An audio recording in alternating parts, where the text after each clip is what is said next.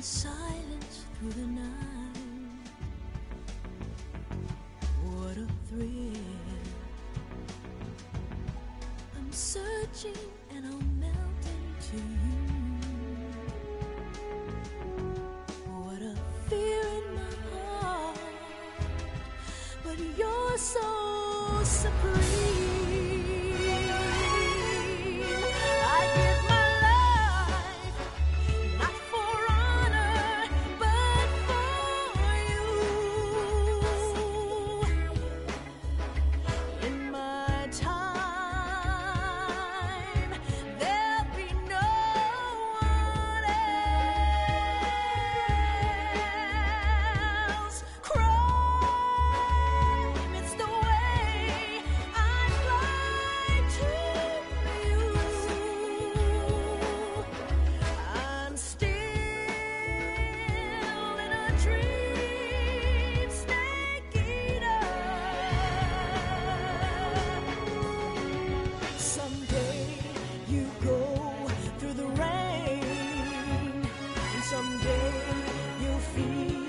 A tree frog, it's ordeal, the trial to survive.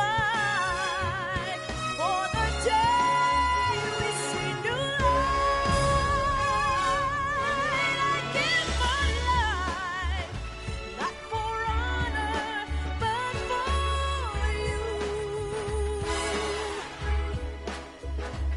In my time,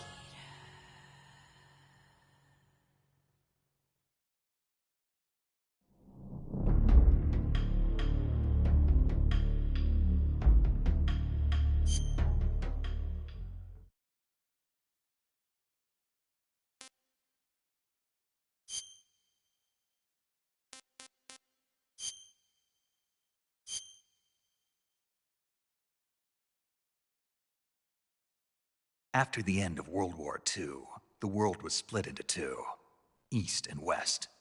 This marked the beginning of the era called the Cold War.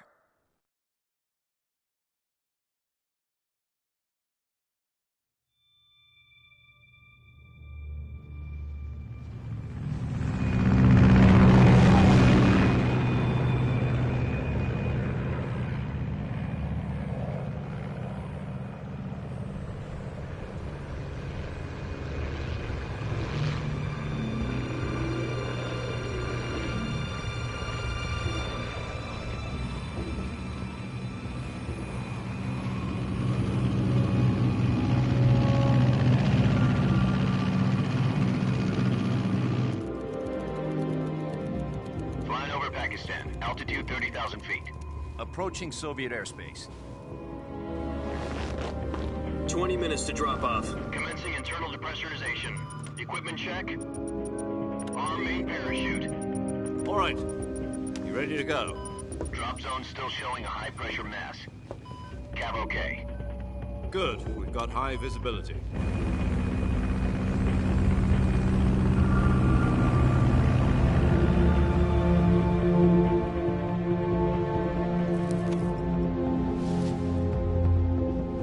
Put out that cigar. Connecting oxygen hose to interior connector. Put on your mask.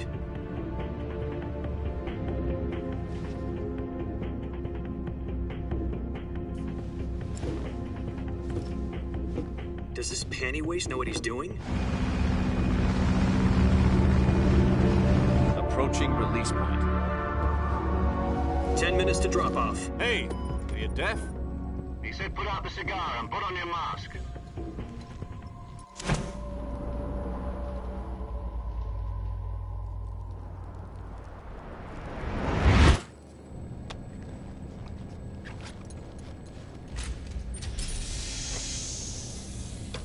Depressurization complete. Checking oxygen supply. 6 minutes to drop off. Opening rear hatch.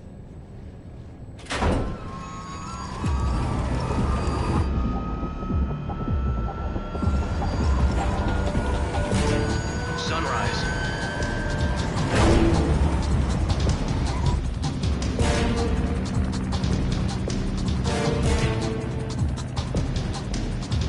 External temperature minus 46 degrees Celsius.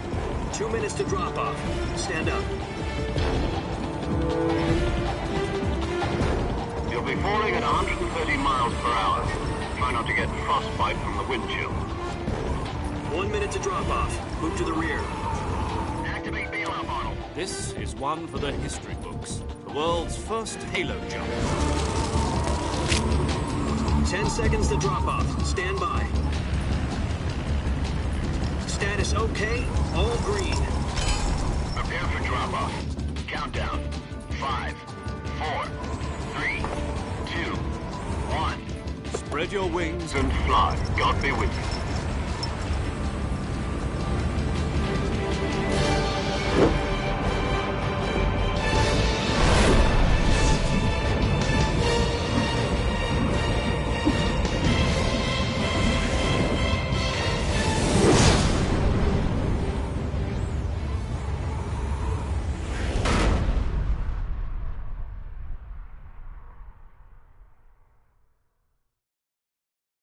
Jack, I've got some important news.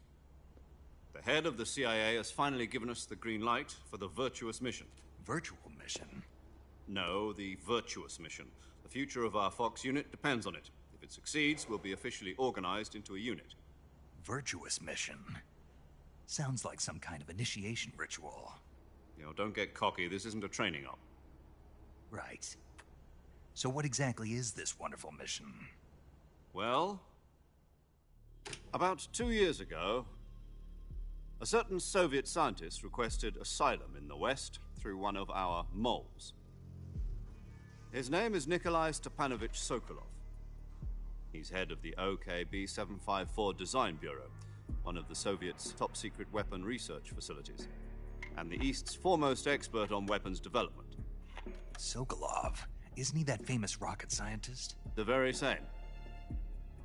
On April the 12th, 1961, the Soviets achieved the first manned spaceflight in history. The Earth was blue, but there was no God. Well spoken. The rocket that carried Yuri Gagarin into orbit was the A-1, known as the Vostok rocket. Sokolov is said to be the man most responsible for the multi-engine cluster used in that rocket. After Gagarin's flight, Sokolov left rocket development to become the head of the newly established Design Bureau. From a lowly technician to head of a design bureau, that's quite a success story, so why'd he want to defect? It seems he'd become afraid of his own creations.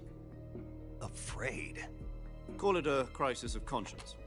And for that, he left his country and his family behind and went over the fence? Not exactly.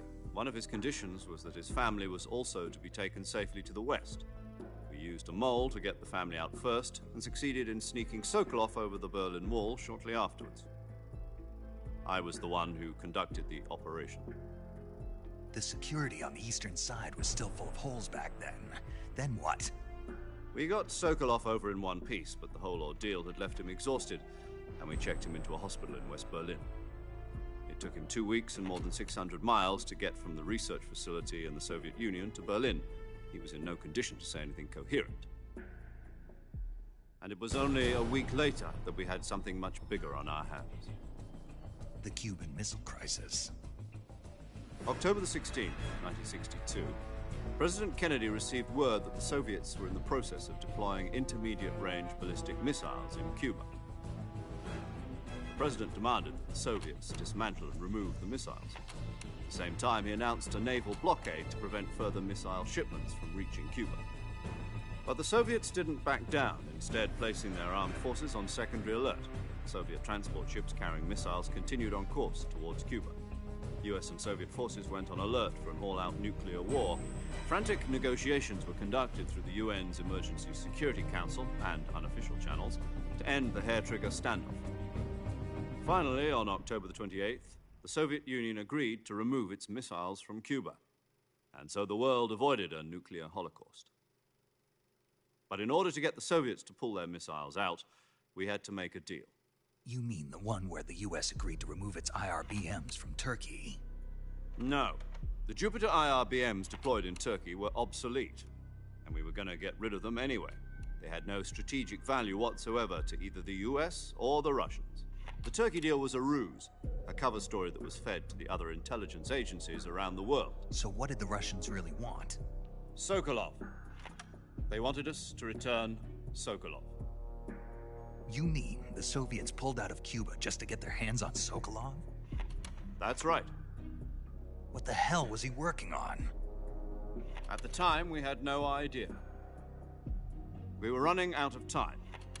It was either give up Sokolov or risk full-scale nuclear war. In the end, we had no choice. President Kennedy gave in to Khrushchev's demand. The next day, I got Sokolov out of the hospital, handing him over to agents on the eastern side. Sokolov kept on screaming, "Save me," until he disappeared from my sight. Then, a month ago, we received some new information from one of our moles. About Sokolov? Yes. He was taken back to the research facility and forced to continue working on the weapon in question under KGB supervision. What's more, it's on the verge of completion. So what kind of weapon is it? Something to do with space rockets? No, missiles. Same technology. I guess you're right. We don't know the details, but it appears to be a new kind of nuclear device. For half a year now, the Soviets have been conducting frequent nuclear tests at Semipalatinsk. Something to do with the weapon, I assume. We're talking about a secret weapon so big that Khrushchev was ready to pull out of Cuba to get it back. Is Sokolov still in the facility? No. According to our intelligence, he's in Selino-Yarsk, a place in the mountains about 3 miles to the west that's known as the Virgin Cliffs. The Virgin Cliffs. Nice name for a virtuous mission. They moved him there just recently. Why? Apparently, they're conducting a field test of the weapon, but it's our best chance to get him back. This mission would never have been possible if he was still in the research facility. This is our last chance. Sokolov must have known that too when he contacted us.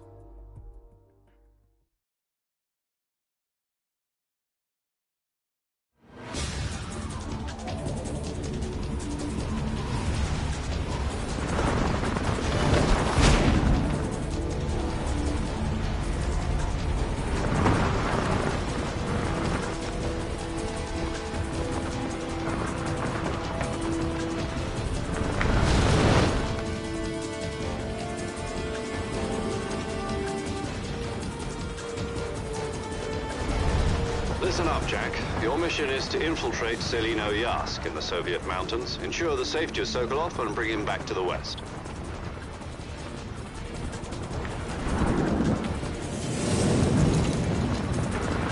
If we don't get Sokolov back before that weapon is complete, we'll be facing a major crisis. The clock is ticking.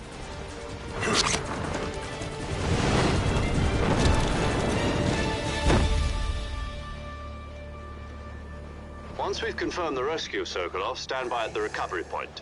A recovery balloon will be dropped at that point.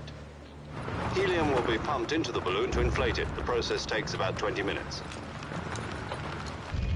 Once it's complete, the gunship's arm will latch onto the balloon and pull it up. The Fulton surface-to-air recovery system. I'm familiar with the theory. Take it easy. It's been combat-proven. Do you think Sokolov is up to it? The shock will be less than during a parachute jump, and the arm can handle up to 500 pounds. So you're planning on going over the border in a single combat talon? She's equipped with 2 6-barrel 20mm Vulcan cannons, as well as 2 40mm machine guns. Sounds like she could hold her own against a battalion of tanks. Even with the fuel in the reserve tank, we're facing a 4-hour time limit. If all goes well, it shouldn't take more than a few hours. home in time for dinner. But if anything goes wrong, You'll be eating dinner, breakfast. and all the rest of your meals in the jungle.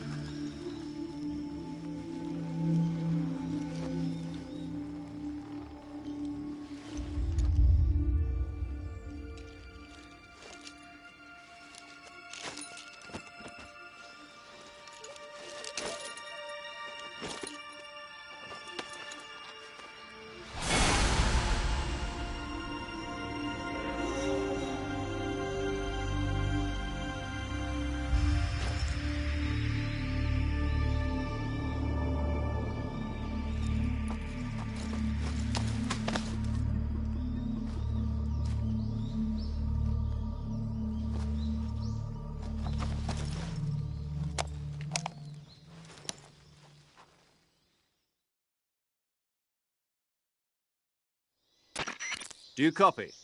You're already in enemy territory, and somebody might be listening in. From here on out, we'll be using code names to refer to each other. Your code name for this mission will be Naked Snake. I'll be referring to you as Snake from now on. You're not to mention your real name.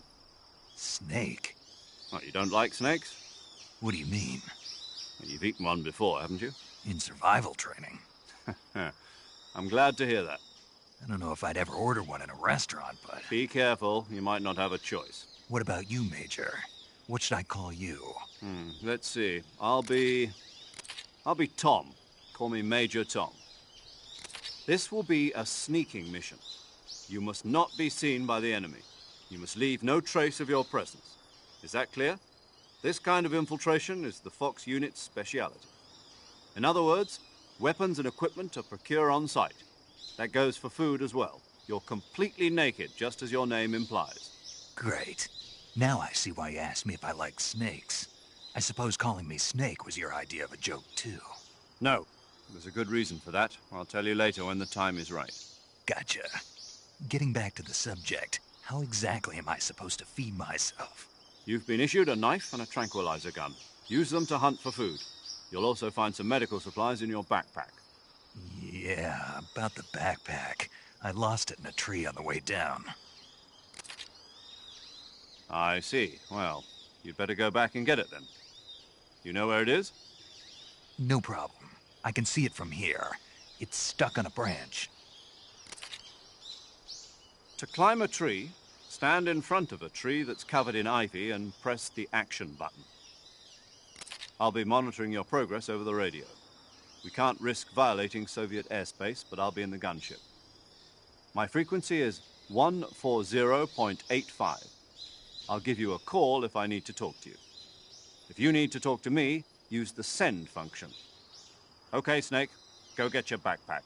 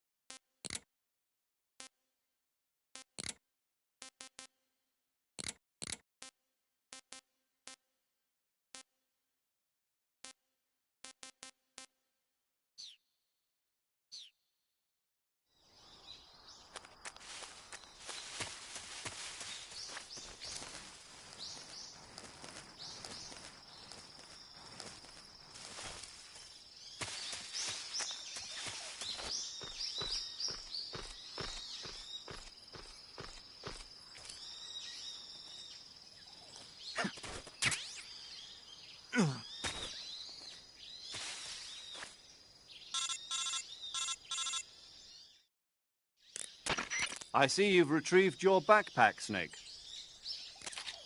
To equip a weapon, it's necessary to take it out of your backpack. In the survival viewer, choose Weapon from the backpack. Your available weapons will be displayed in a window in the upper left.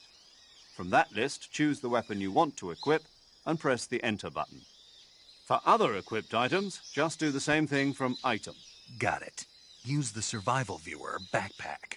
Yep, that's right. Survival is fundamental to this mission. After you've been out in the field for a while, your stamina will start to drop. If your stamina gets too low, it'll affect your performance. You won't be able to shoot accurately, for example, and your wounds won't heal as smoothly. Keep an eye on your stamina so you don't run out. To recover lost stamina, you can hunt for local flora and fauna. You can use either your tranquilizer gun or your knife to hunt. My only weapon is a Mark 22 Hush Puppy tranquilizer gun? That's right. It's been fitted with its own suppressor. However, the suppressor will deteriorate every time you fire. Once its durability reaches 0, the noise suppression effect will be gone. So don't get too trigger-happy with it. The suppressor's durability is shown in the icon. Any weapons and equipment beyond what you're carrying now, you'll have to find as you go. I have to find my own weapons and equipment? Whose crazy idea was this anyway? Solo covert actions are standard Fox operating procedure. You can't leave any traces of your presence. No weapons, equipment, footprints, sweat, or bodily waste. The same goes for bullets and cartridges, too. Your presence in enemy territory is already a violation of international conventions of warfare.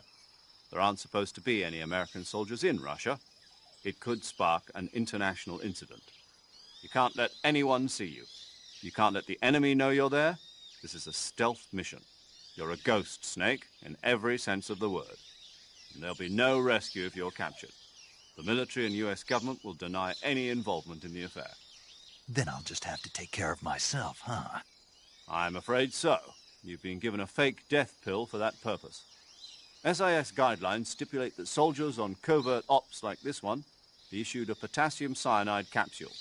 Tape it to your body so you can take it when you need to. How generous of you. Use it if you're taken prisoner by the enemy. It'll send you into a state of false death for a short time. Fooling them into thinking that I'm really dead. So how do I come back to life? Just take the revival pill. You mean that thing they put in my tooth before the mission? That's the one. But be careful. If you remain in a state of false death for too long, nothing will be able to bring you back. Remember that. I'll keep it in mind.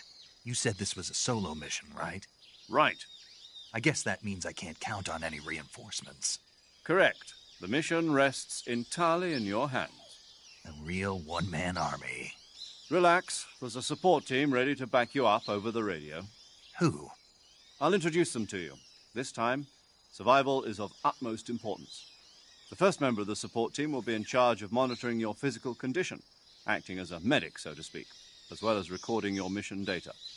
She's a member of Fox as well, and she's here on the gunship with me. She? Hello, Snake. I'm paramedic. Nice to meet you. Paramedic. As in a medic who comes in by parachute. Aren't you going to tell me your real name? Are you going to tell me yours, Mr. Snake? My name, huh? It's John Doe.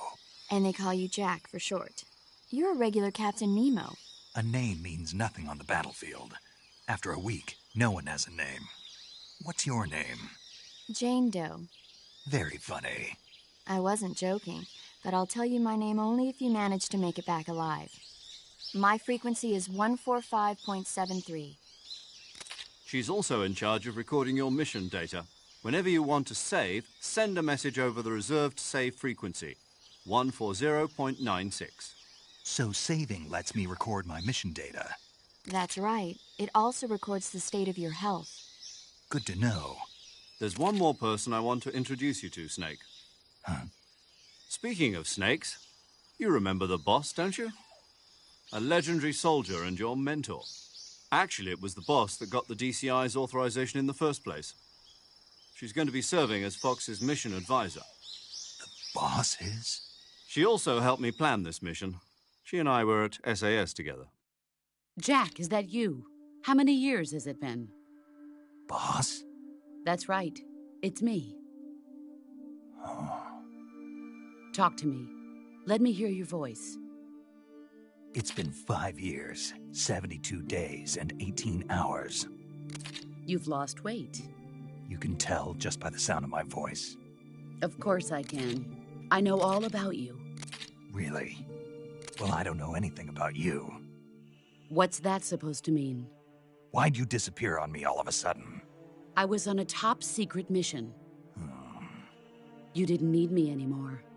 But there were still so many things I wanted you to teach me. No, I taught you everything you needed to know about fighting techniques. I taught you all I could. The rest you needed to learn on your own. Techniques, sure. But what about how to think like a soldier? How to think like a soldier? I can't teach you that. A soldier needs to be strong in spirit, body, and technique. And the only thing you can learn from someone else is technique. In fact, technique doesn't even matter. What's most important is spirit. Spirit and body are like two sides of a single coin. They're the same thing. I can't teach you how to think. You'll just have to figure it out for yourself. Listen to me, Jack. Just because soldiers are on the same side right now doesn't mean they always will be. Having personal feelings about your comrades is one of the worst sins you can commit. Politics determine who you face on the battlefield. And politics are a living thing.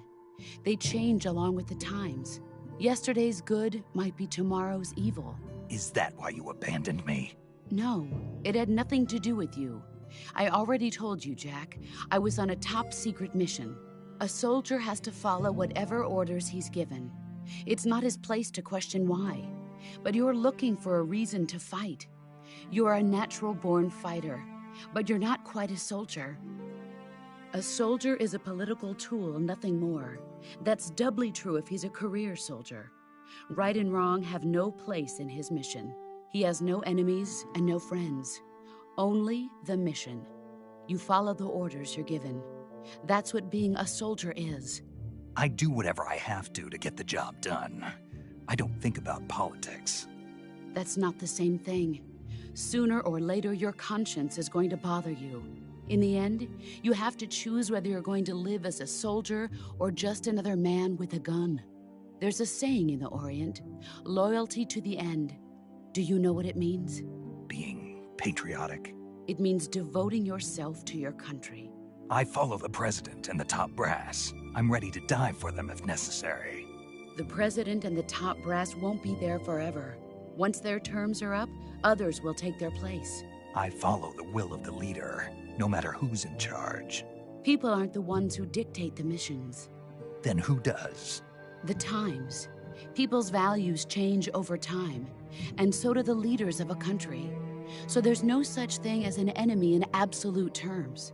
The enemies we fight are only enemies in relative terms, constantly changing with the times. As long as we have loyalty to the end, there's no point in believing in anything, even in those we love. And that's the way a soldier's supposed to think? The only thing we can believe in with absolute certainty is the mission, Jack. All right, but do me a favor. What is it? Call me Snake. Snake? Oh, right. Your code name is Snake. It suits you well. That's right. The legendary unit that the boss put together during World War II was a snake. The Cobra unit, a group of heroes that brought the war to an end and saved the world. As long as you've got a legendary hero backing you up, you'll be fine. Isn't that right, Snake? Yeah. I can't think of anyone else I'd rather have with me. Oh, and one more thing, boss. Yes? It's good to hear your voice again. Same here. After all, who knows if either of us will make it out alive? Snake, you are always best at urban warfare and infiltrating buildings. But this is the jungle. Survival is going to be key. Those CQC techniques I taught you are sure to come in handy. CQC? Close quarters combat, huh? I've been in the Green Berets for the past few years. I'm probably pretty rusty. Not to worry. I'll be here to help you remember. After all, this is your first actual survival mission. I'll be supporting you over the radio. Where are you, boss? Next to the Major? The boss is communicating with us by radio from aboard a Permit-class submarine in the Arctic Ocean. My frequency is 141.80. Call me if you need my advice on battle techniques. Gotcha. Your mission is to retrieve Dr. Sokolov. Dr. Sokolov is being held in an abandoned factory located to the north of your current position. Avoid heavy combat and don't let anyone see you.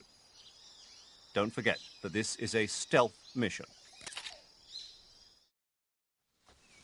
Snake, try to remember some of the basics of CQC.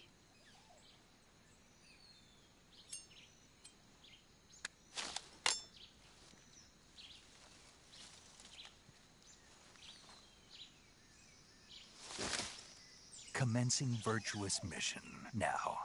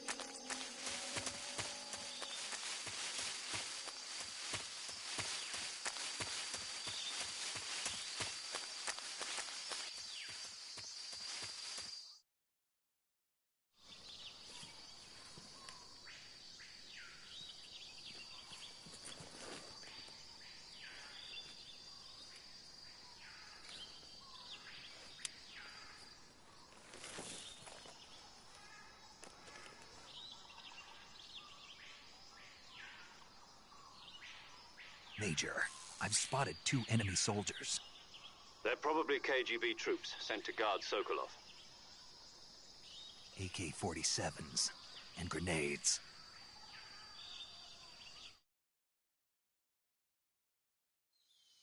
Snake, your presence in Soviet territory is already a violation of international law.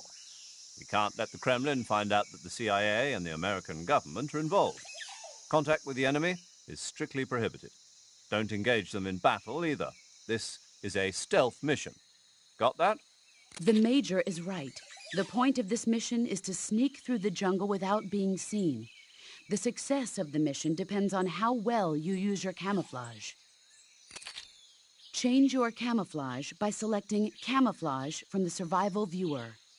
The Uniform option lets you pick your uniform, while the Face option lets you change your face paint. Choosing camouflage that blends in with your surroundings will help you conceal yourself more effectively.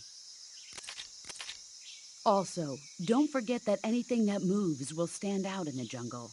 If you just stand up and run around like an idiot, you're bound to be spotted. But if you crawl instead, you should be able to sneak by without being noticed. You can see how effective your camouflage is by looking at the camo index. The camo index shows how well your current camouflage blends in with the surrounding area. The higher the value, the harder you are to spot, and vice versa. The key is to make yourself one with nature. Keep that in mind as you go along, okay?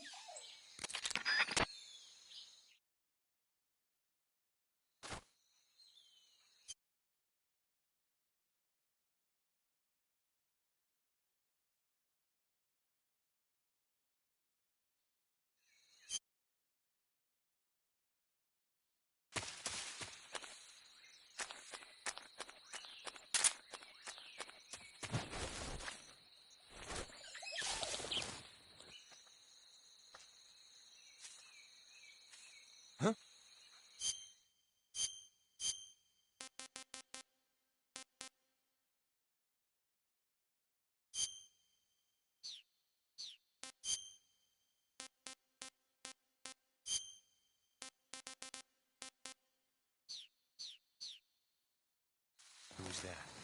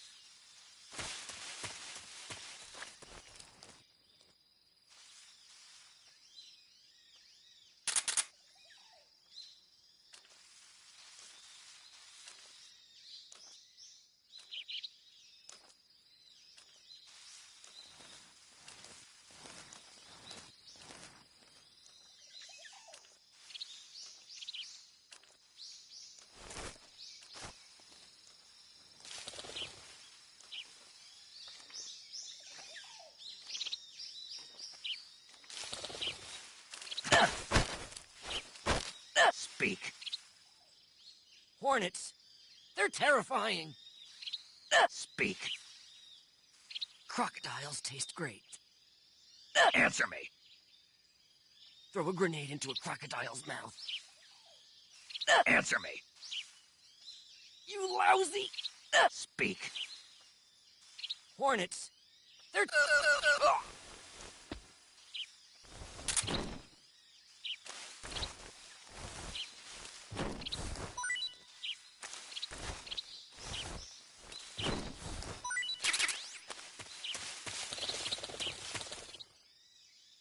Who's that?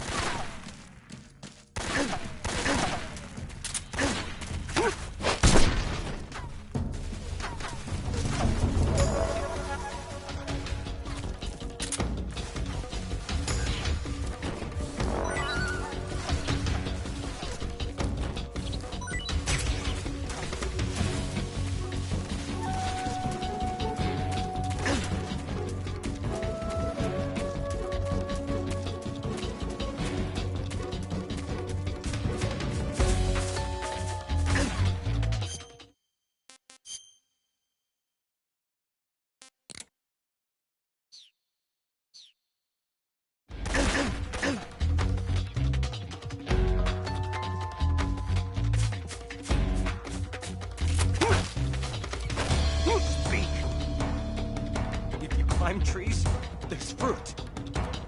Speak. Inside molecules. Speak. Bastard.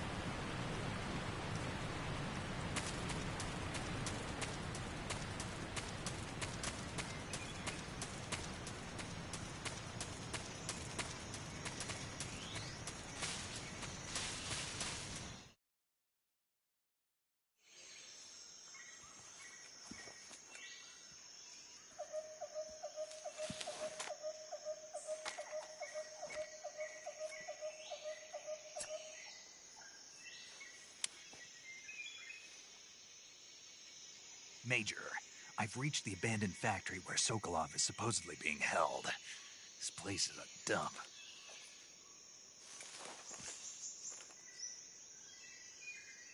I can't see Sokolov from here. The security is pretty tight. There are sentries posted around the perimeter. I wonder how many are inside.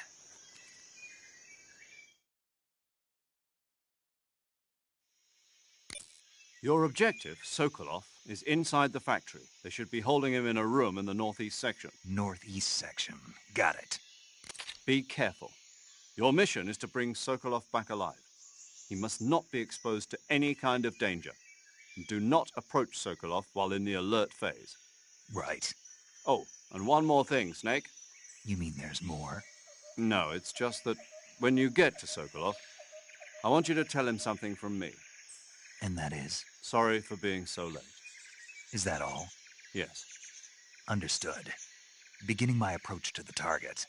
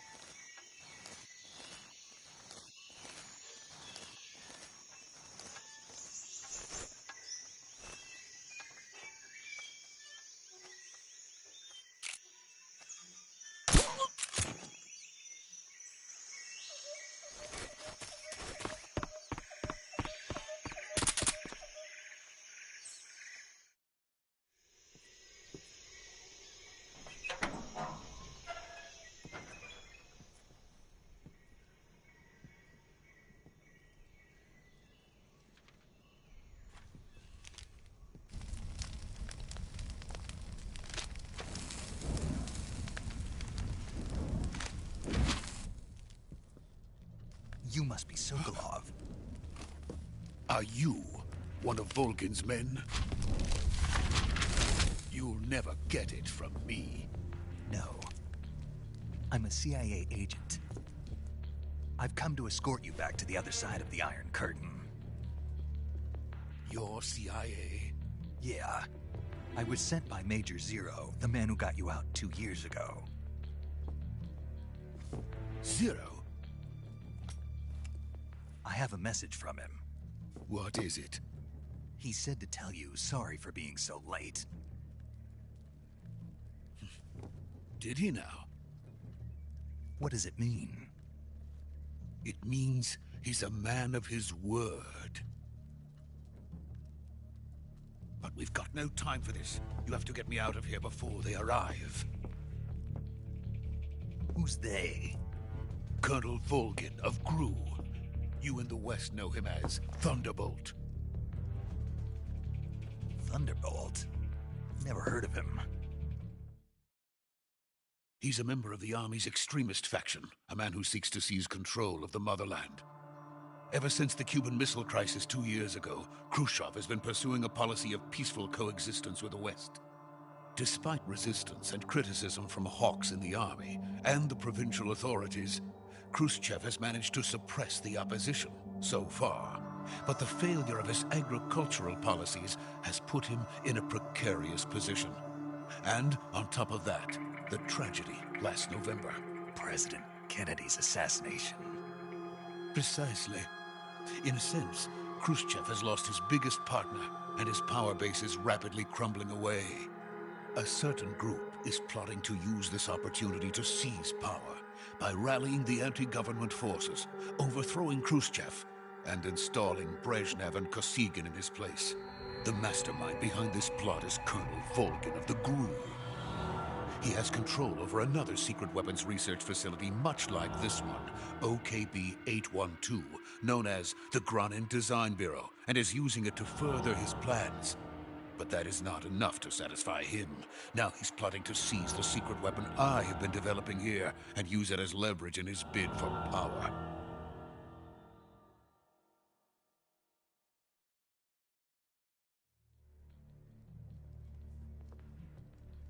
The intelligence says that they are going to make their move during the test. Then, the soldiers outside. Exactly. They wouldn't need that many men just to keep me inside. Their orders were to prevent Colonel Volgin from capturing me. Even if it meant killing me in the process. Or so it would seem.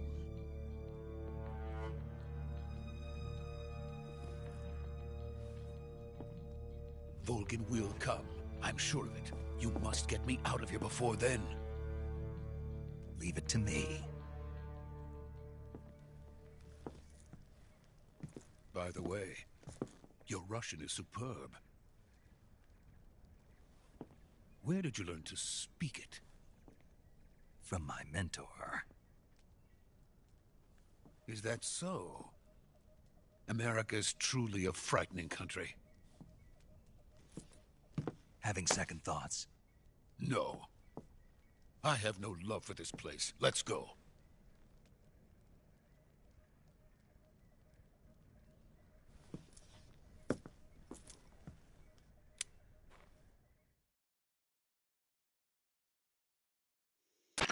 Major, this is Snake. Sokolov is safe with me. He's doing fine. No injuries. Good work, Snake. Now hurry up and get Sokolov to the recovery point. We'll rendezvous with you there. Roger. What about the sentries? I managed to get past them. I see. What about the boss? We lost contact with the boss some time ago. What happened? It's probably just a weak signal. Just hurry and get Sokolov out of there.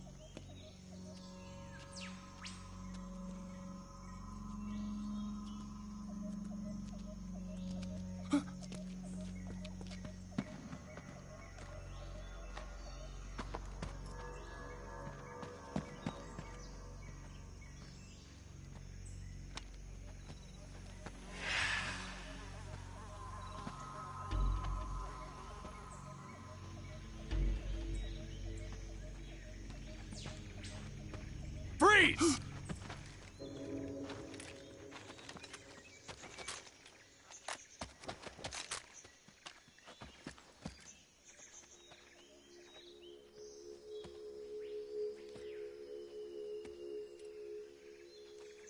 So this is the legendary boss. Huh?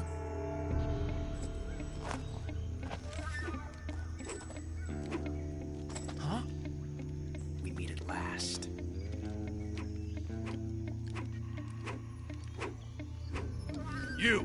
You're from the Ocelot unit of Spetsnaz.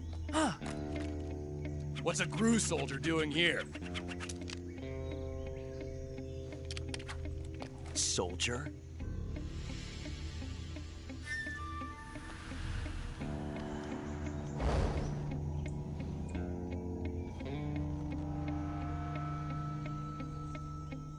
He's the Ocelot commander. Ha! That's Major Ocelot to you. And don't you forget it.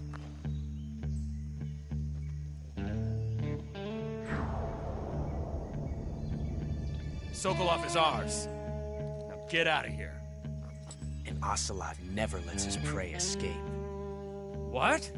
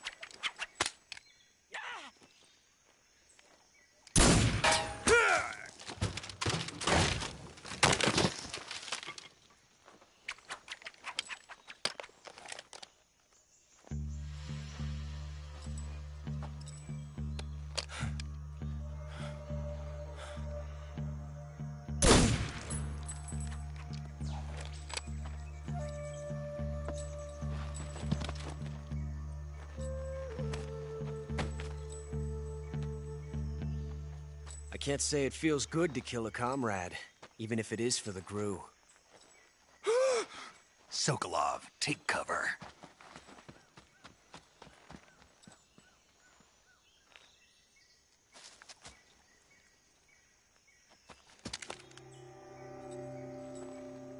Huh.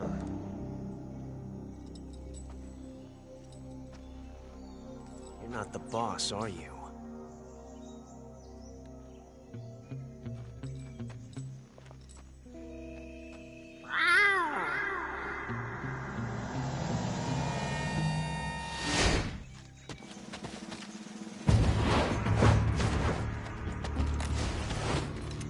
Crew operatives! What is that stance? Huh. That gun.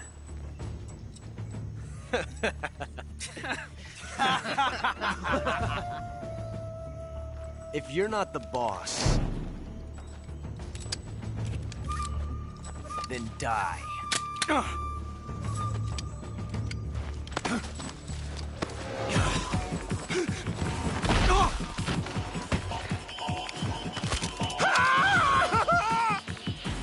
Major! Leave it! Shoot the other one! Whoa!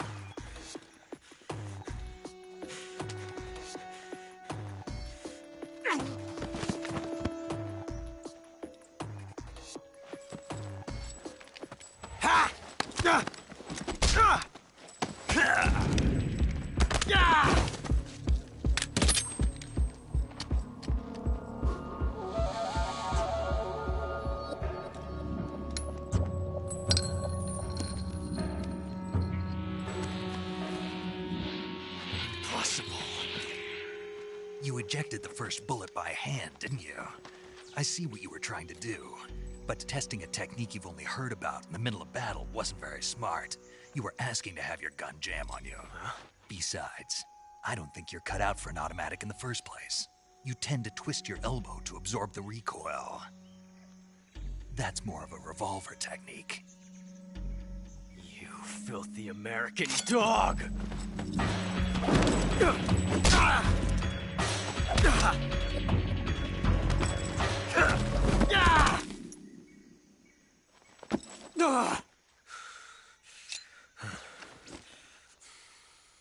But that was some fancy shooting.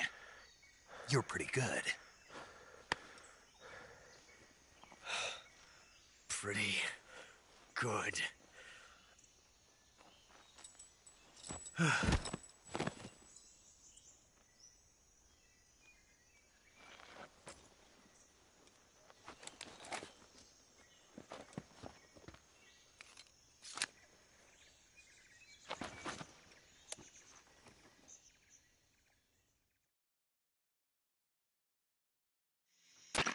Major, do you read me? I read you. Snake, you all right? I've run into a few snags. These guys were after Sokolov, too. Apparently they were taking orders from a GRU colonel named Volgan. A GRU colonel? Part of an internal Soviet power struggle, according to Sokolov. Something between the KGB and GRU. Between Khrushchev's supporters and Volgan's. Sokolov was being guarded by the KGB and hunted by GRU? Snake, it sounds like this could be even hotter than Cuba. I don't like it. Something about the whole thing stinks. I agree. You'd better hurry. Sokolov ran off by himself, but I'll catch up to him. We're counting on you.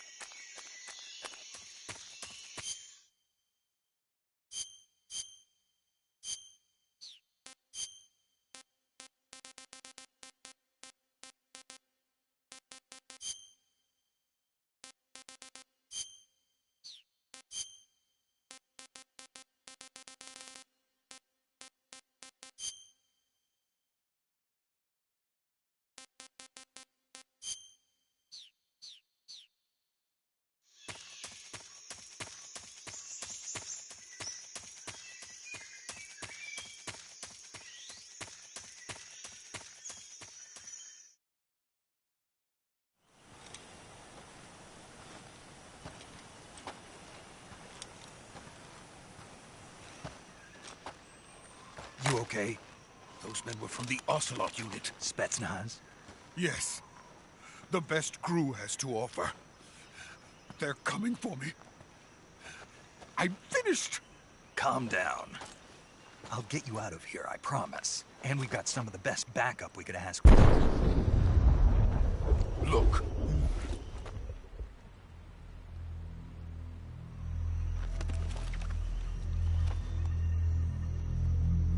That's what they were making you build?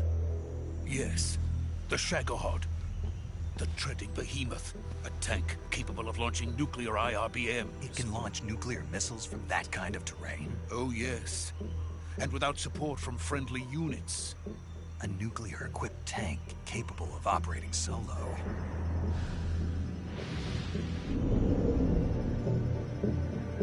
Is that thing finished?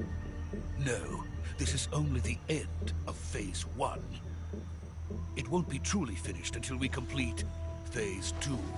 Phase 2? The weapon's true form. If it is completed and the Colonel gets his hands on it, it will mean the end of the Cold War. The end of the Cold War? Yes. And then the Age of Fear will truly begin. A world war. I had no choice but to cooperate. I didn't want to die. I wanted to see my wife and child again in America. Please, take me to America, quickly. They cannot complete it without my help. Got it. Let's go.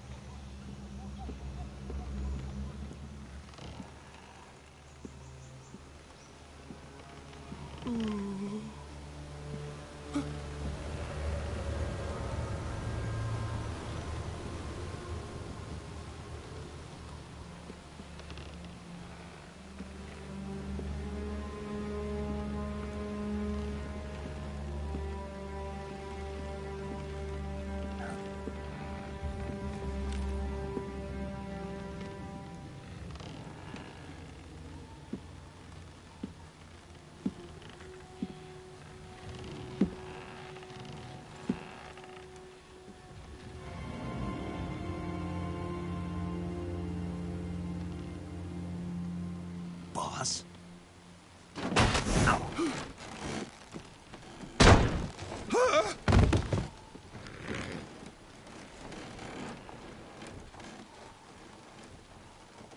Good work, Jack. What are you doing here? Sokolov comes with me.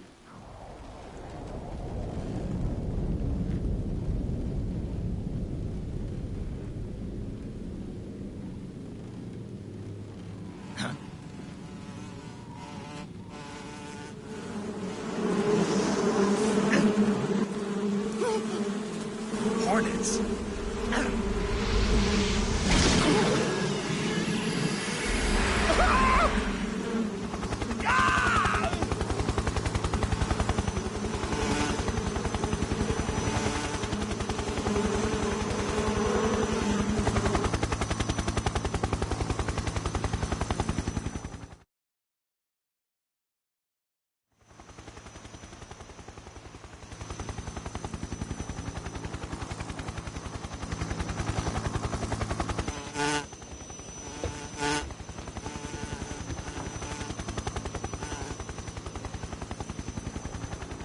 My friends, let us fight together again.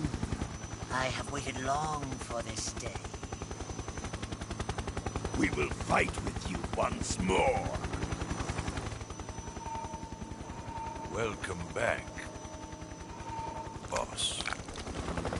Now that all 5 of us are together, it's time we go to the depths of hell itself.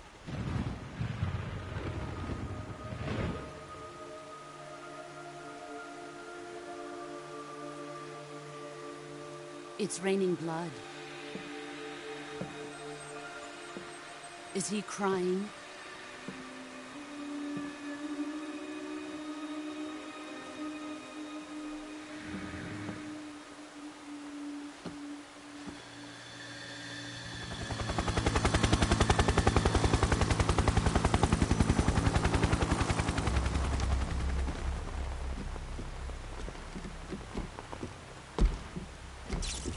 Kuwabara, Kuwabara.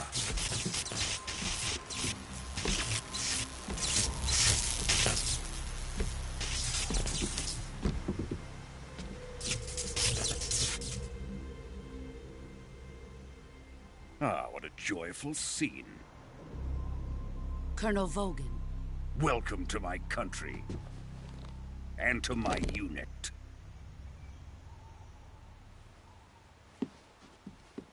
Boss, what is this? I'm defecting to the Soviet Union. Sokolov is a little gift from my new hosts. Recoilless nuclear warheads.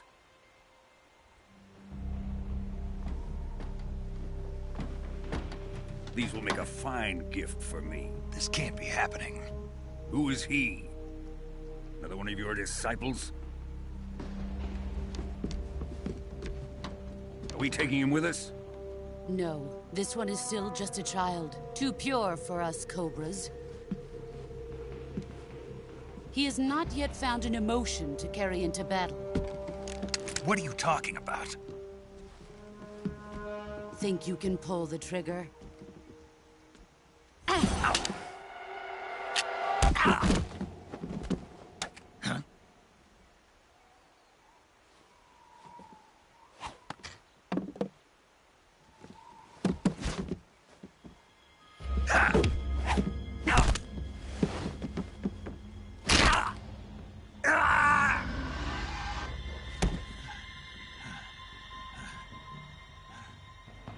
He's seen my face. We can't let him live.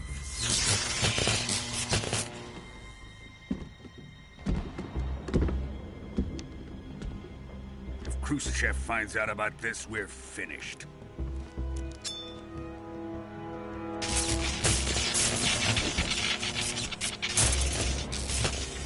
He must die. Wait. He's my apprentice. I'll take care of him.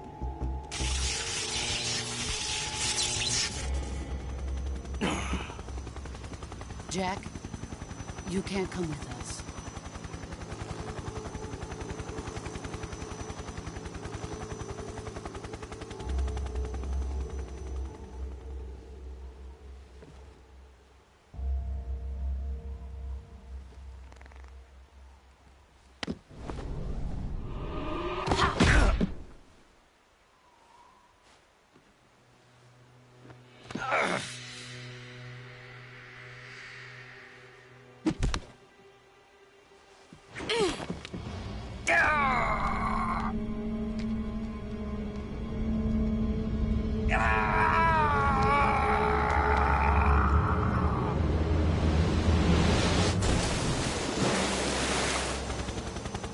The new blood has been rejected.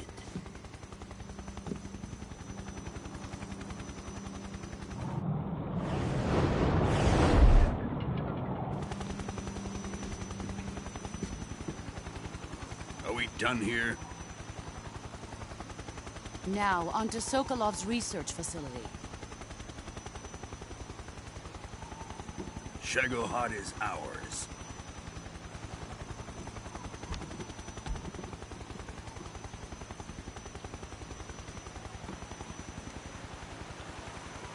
Drift away.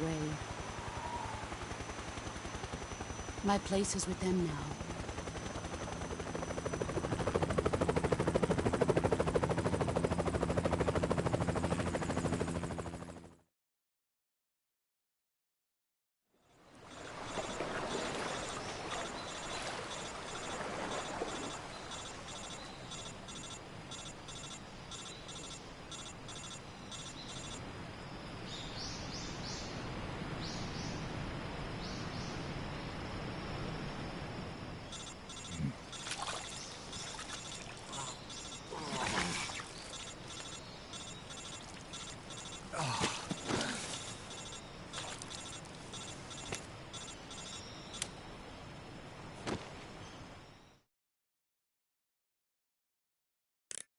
Snake, can you hear me? Yeah. Just barely. Snake, listen to me. You need emergency medical treatment. Can you move? You've got to get those wounds treated. Hang in there. All right, let's get you fixed up. Paramedic? Okay, Snake. Just relax and it'll all be over before you know it. Stay with me. I've seen people in worse shape before. Think you can handle it? Major. The boss. She's defected. We'll talk about that later. First, we've got to get you patched up. Okay, here we go. First, open the survival viewer with the start button. If you select cure, you can start the treatment. Healing is divided into treatment using medicine with the item window button and surgical treatment using the weapon window button. Your injuries include a fractured left elbow and rib bone, and lacerations on your upper arms, right elbow, and abdomen. They need to be fixed using surgical treatment. Move the healing cursor with the left stick to the affected part of your body. Once you've selected the affected area, hold the weapon window button and use the left stick to select the medical item, and then press the enter button. With this method, you can use items to help your recovery process. To treat a bone fracture, first secure the affected area with a fastener and then wrap it in bandages. That should do it. For lacerations, you'll need disinfectant to clean the wound, sutures to stitch it up, styptic to slow the flow of blood, and bandages to wrap the wound. If you do everything I mentioned, the wound should heal completely. Understood? Yeah. Stay with me. Go into the survival viewer and treat those wounds.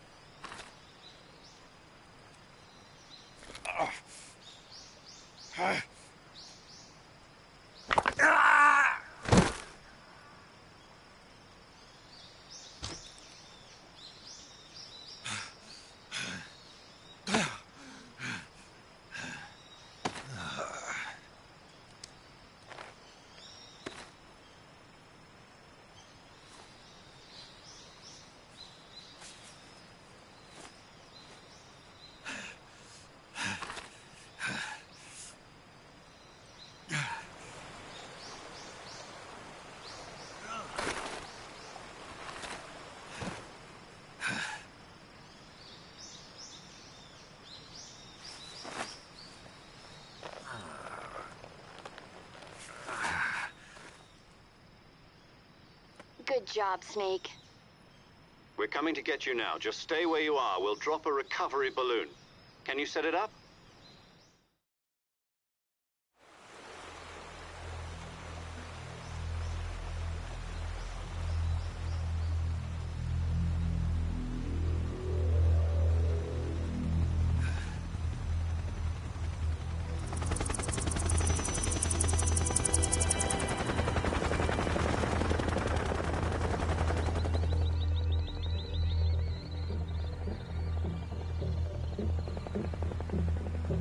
Shagohod.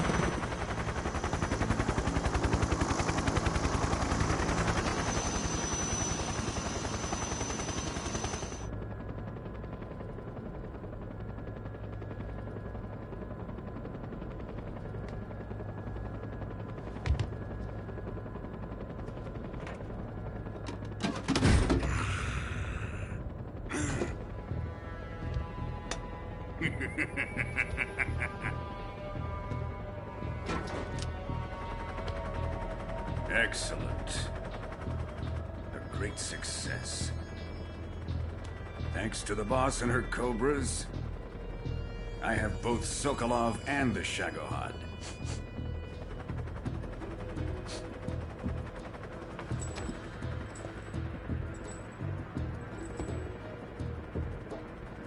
What are we going to do with the girl? Who is she? Apparently she's Sokolov's woman.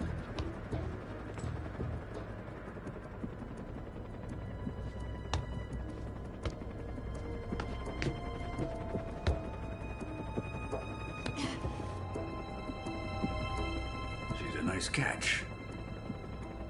I'll take her. Not so fast, my dear.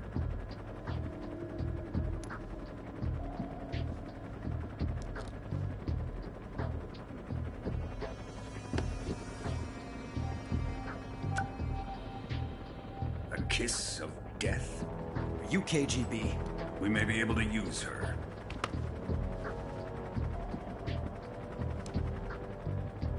She has spunk.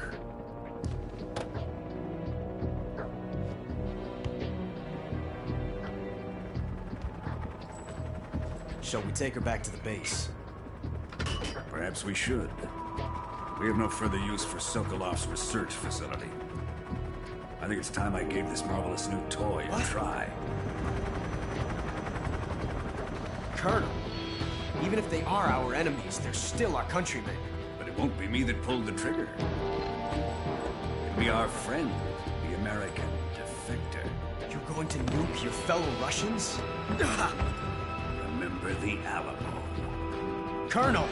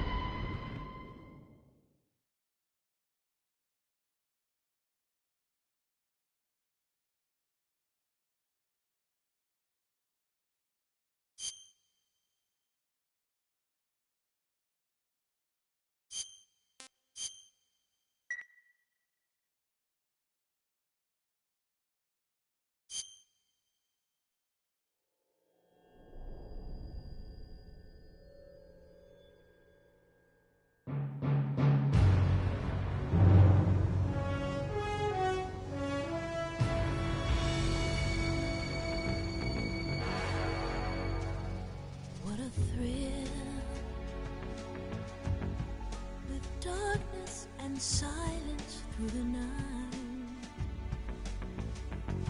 What a thrill. I'm searching and I'll melt into you. What a fear in my heart, but you're so supreme. I give my life, not for honor, but for you. In my time, there'll be no one else. Crime, it's the way I fly to you. I'm still in a dream, snake eater. Someday you go through the rain, and someday you'll feed on a tree frog. It's ordeal, the trial to survive. For the day we see new light, I give my life, not for honor, but for you.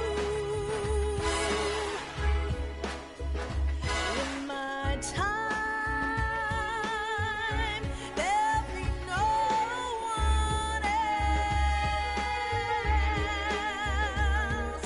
Crime, it's the way I fly to you. I'm still in a dream, snake eater.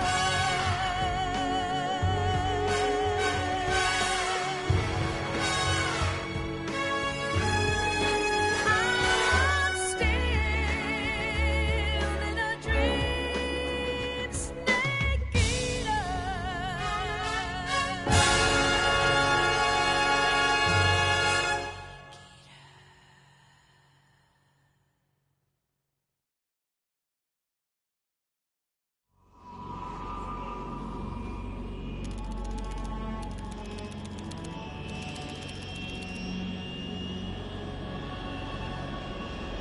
Currently flying over the Arctic Ocean, altitude 30,000 feet, approaching Soviet airspace. Arriving at the designated drone launch point. Drone oil pressure and voltage are nominal. Payload oxygen supply is nominal. Power supply to payload antifreeze system shows no problems. No gusts. All systems go for drone detachment.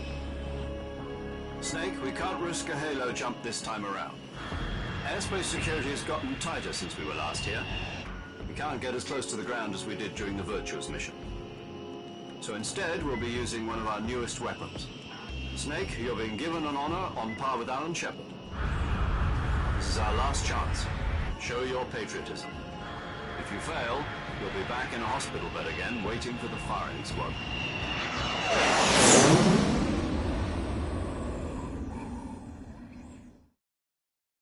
So how does it feel to be a patient in one of the most advanced ICUs in the world? Would you do me a favor and tell the suits about visiting hours? I'll never get better with them assaulting me day and night with their questions. Must be part of the top brass's inquiry. More like an interrogation. According to them, I'm a traitor and an accomplice to the boss's defection. They're just looking for a scapegoat. Does that mean they're after you, too? Let's just say neither one of us is going to be made a national hero out of this. Does this mean Fox is going to die? No. This fox is still one step ahead of the hounds. The reason I came to see you today, Jack, it's time for Fox to clear its name. What are you talking about? The situation has changed. We've still got a chance to come out of this one alive. Yeah, what kind of chance? Don't get too excited. Here, have a cigar. It's Cuban.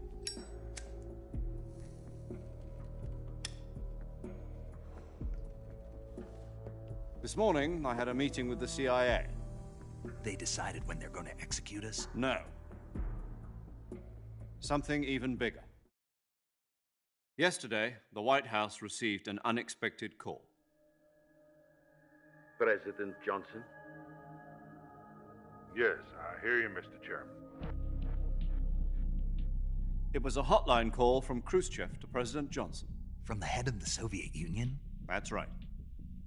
A few days ago, one of our country's main design bureaus, OKB 754, was destroyed in a nuclear explosion. At about the same time, our anti-aircraft radar picked up a signature that appeared to come from one of your military aircraft. Does any of this sound familiar to you? In retaliation, I have placed our armed forces on secondary alert.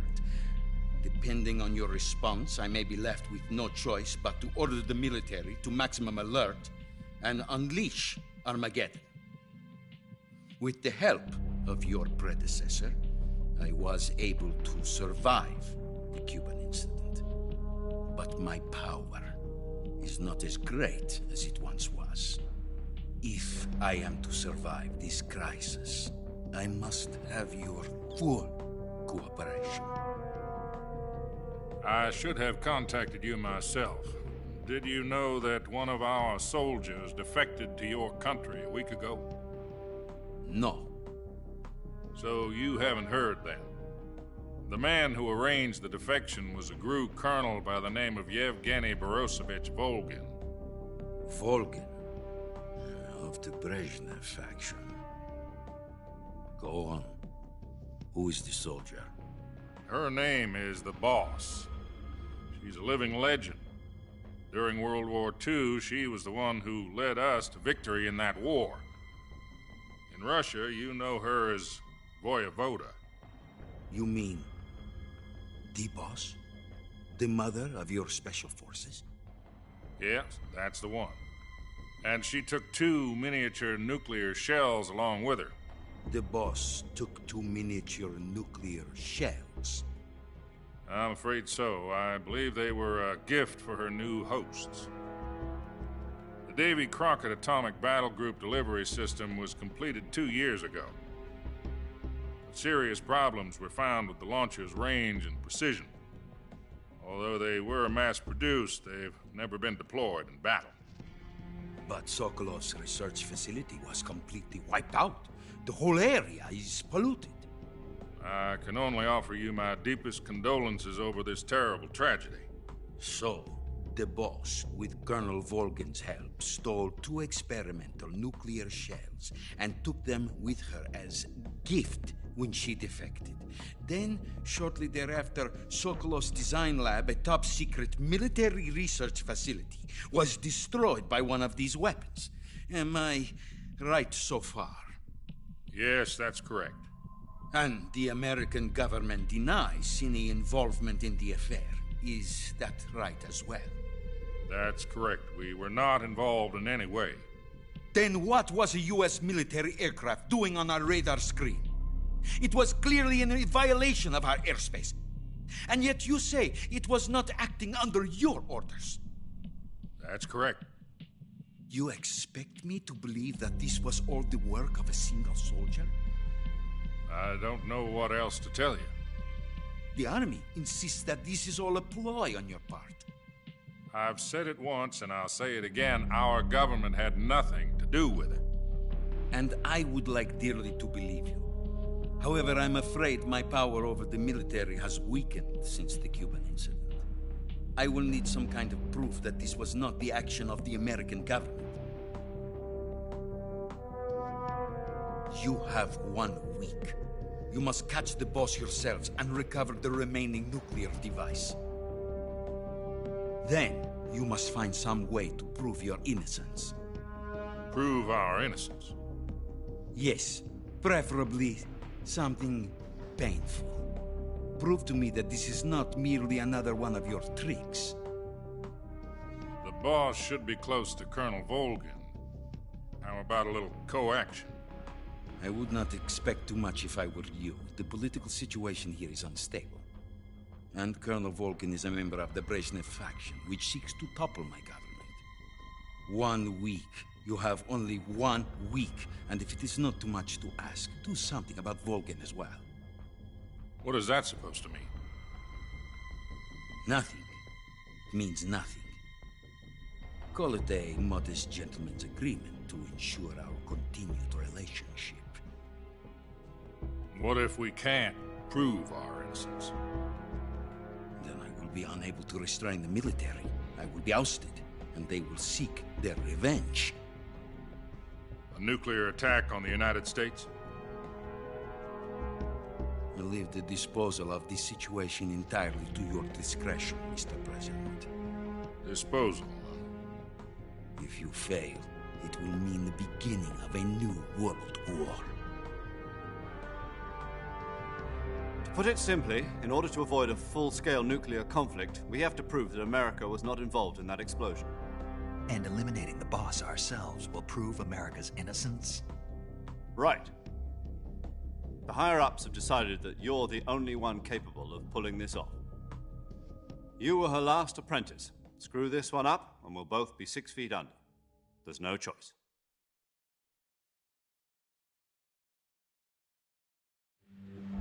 Are the Russians going to be helping us? The KGB has promised to lend us one of their communications satellites so that you and I can talk to each other. That's it? They've also put us in touch with a couple of insiders. Insiders? There was a defection in September 1960. Do you remember it? You mean the 2 NSA codebreakers who went over to the Soviet Union? Precisely. Since then, they've apparently been training with the KGB for exactly this kind of situation. Their code names are Adam and Eva. I've been told that Adam has infiltrated Volgin's ranks. We've also arranged for him to provide you with an escape route. You'll need to rendezvous with him when you get there.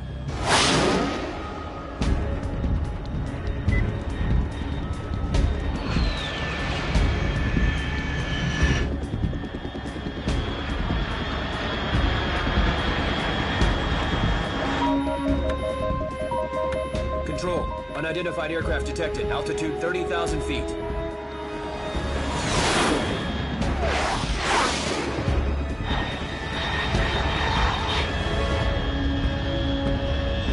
It's fast. Estimated airspeed exceeding Mach 3. Bearing south. I'm about to lose it.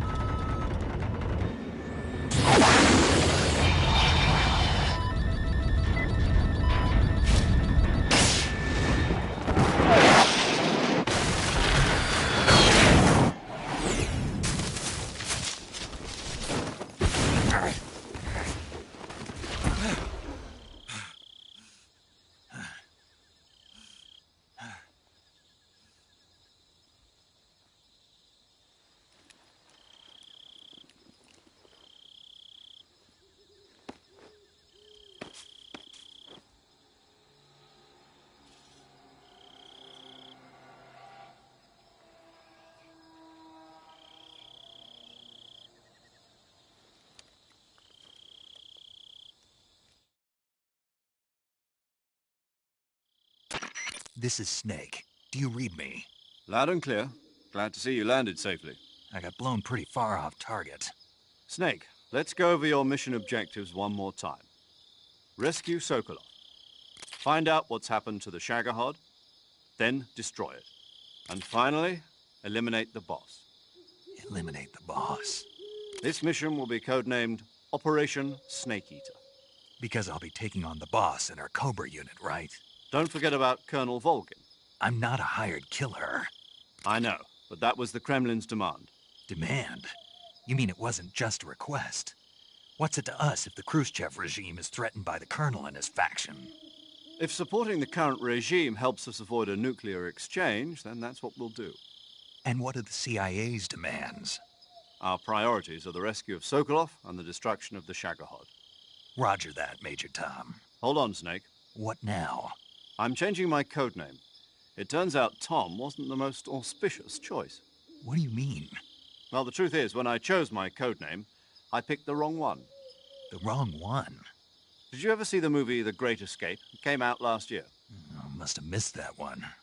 Anyway, it's based on a true story about prisoners who escaped from a POW camp in Nazi Germany.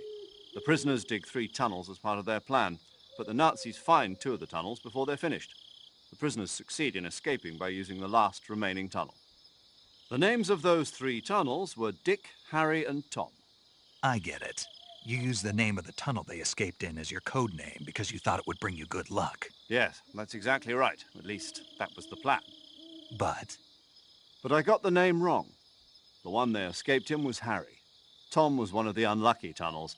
It was discovered by the Nazis before it was finished. I watched the movie again just to make sure. In fact, I even ordered the actual film from the movie company. yeah, it doesn't sound like the greatest name to use. So what should I call you?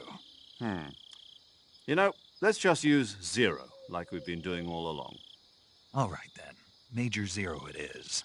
We'll start over from square one. From square 0. My frequency is 140.85. Oh, I almost forgot. Paramedic is with us again on this mission. Is this her last chance, too? If we fail, she'll have her medical license revoked. It's more or less the same kind of fate. Her frequency is the same as during the Virtuous mission, 145.73. She'll be recording your mission data as well, just like the last time. That frequency is also the same, 140.96. And there's one more person on your support team. His name is Mr. Sigint. He's an expert on the latest in weapons and equipment technology. You'll be going up against some of the world's most advanced weaponry when you infiltrate the research facility. If you have any questions, just ask him. His frequency is 148.41. Mr. Sigint. Got it. Adam, your KGB contact, is waiting for you at the abandoned factory up ahead. The same factory Sokolov was being held in last week. Yes, meet up with Adam first. He's cleared the way for you to rescue Sokolov. How will I know this Adam guy when I see him? You'll know once you reach the factory. The whole area's been polluted by the fallout from that nuclear blast. No one else would dare come close. The password is, "Who are the Patriots?" and Lali Lule Lo. Lali Lule Lo. Gotcha. You've been equipped with a 45 for this mission. Be careful, it's noisy. I thought standard Fox procedure was procure on-site weapons acquisition. The circumstances are different this time. You're now on an official mission for the United States government. It would be necessary to make your presence known to a certain extent, to the Khrushchev regime at the very least. But remember, this is still a sneaking mission. Snake, if you fail this mission, it will mean an all-out nuclear war. Keep that in mind and proceed with extreme caution. Understood. Commencing Operation Snake Eater.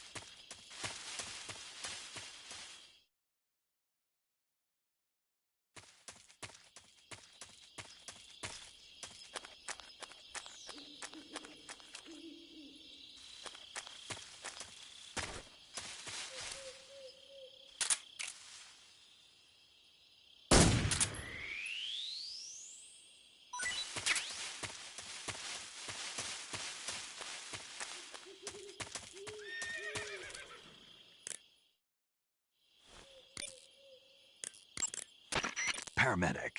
Snake, it's so good to hear from you again. Same here. It's been a week, hasn't it? 4 days, actually. Huh?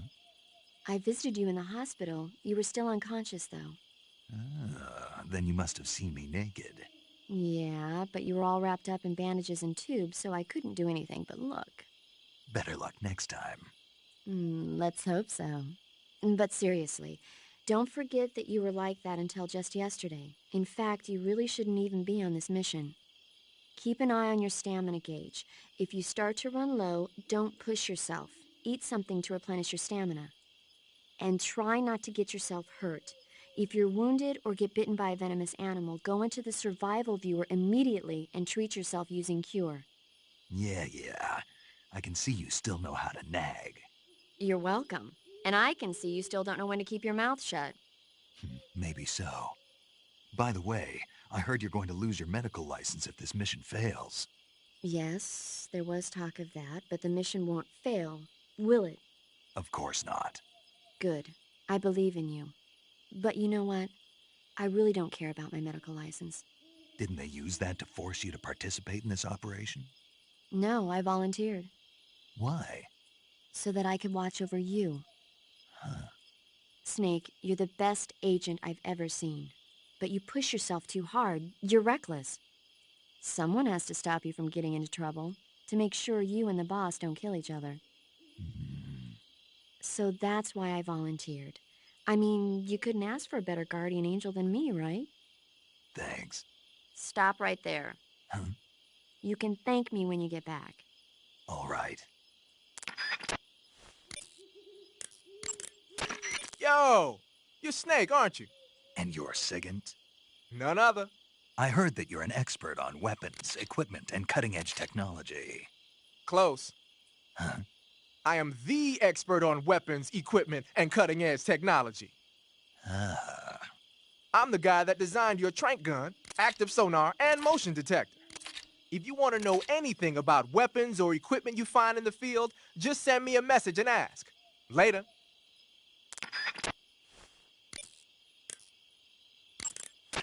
You just heard a horse? Yeah. You sure it wasn't something else? I know a horse when I hear one. Paramedic, are there any wild horses in Celino Yask? Do you really expect me to say yes? No. So what should I do? There's only one way through that area. All you can do is move forward. Head towards the sound of that horse. It came from the north. Be careful.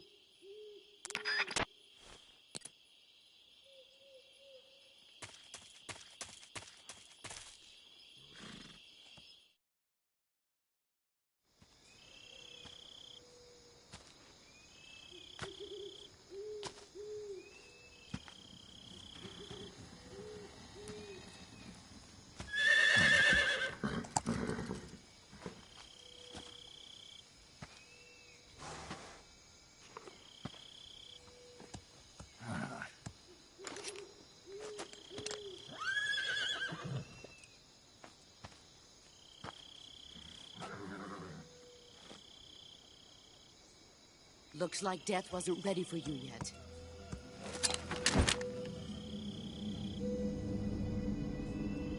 Boss. That arm still hurt?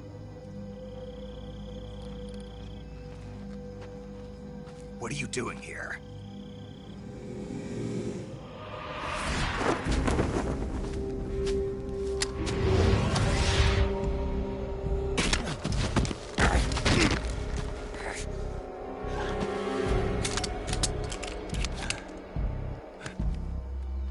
Go home.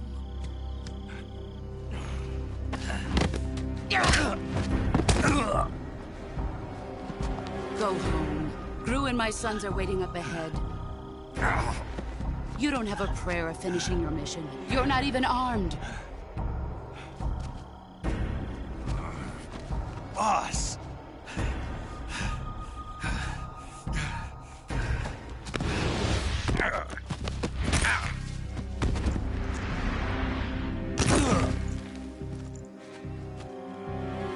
I'm not your boss anymore.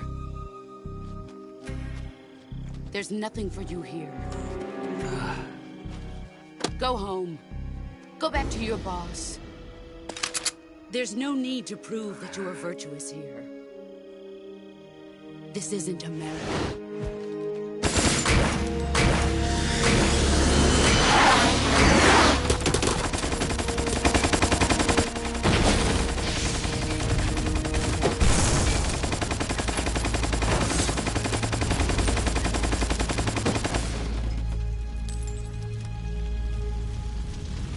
That should stir things up a bit. You'd better hurry.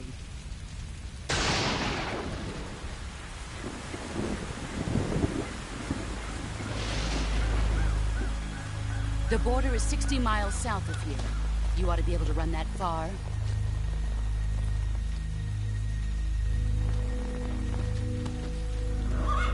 Why'd you defect? I didn't. I'm loyal to the end, to my purpose. What about you, Jack? What's it going to be? Loyalty to your country or loyalty to me? Your country or your old mentor? The mission or your beliefs? Your duty to your unit or your personal feelings?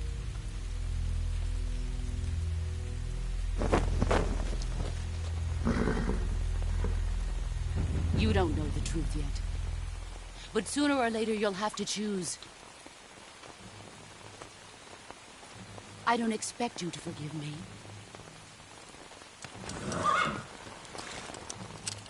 But you can't defeat me either. You know me too well.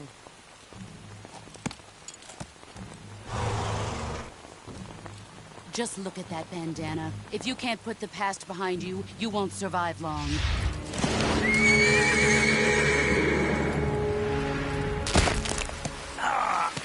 If we meet again, I'll kill you. Now, go home.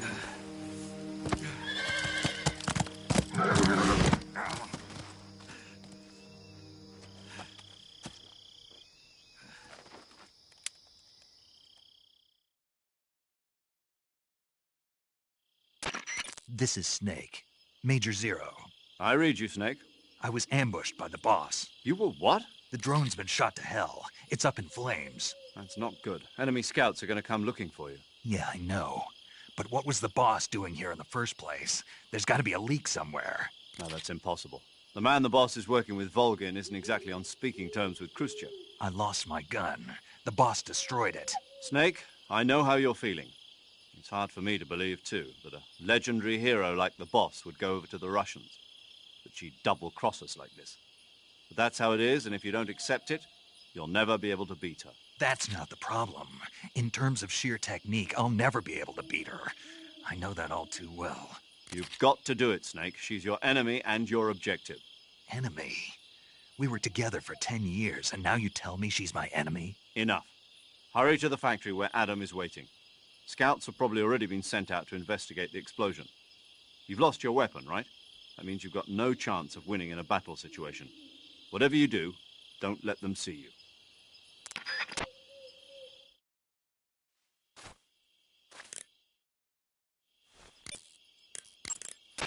Saving the game, Snake?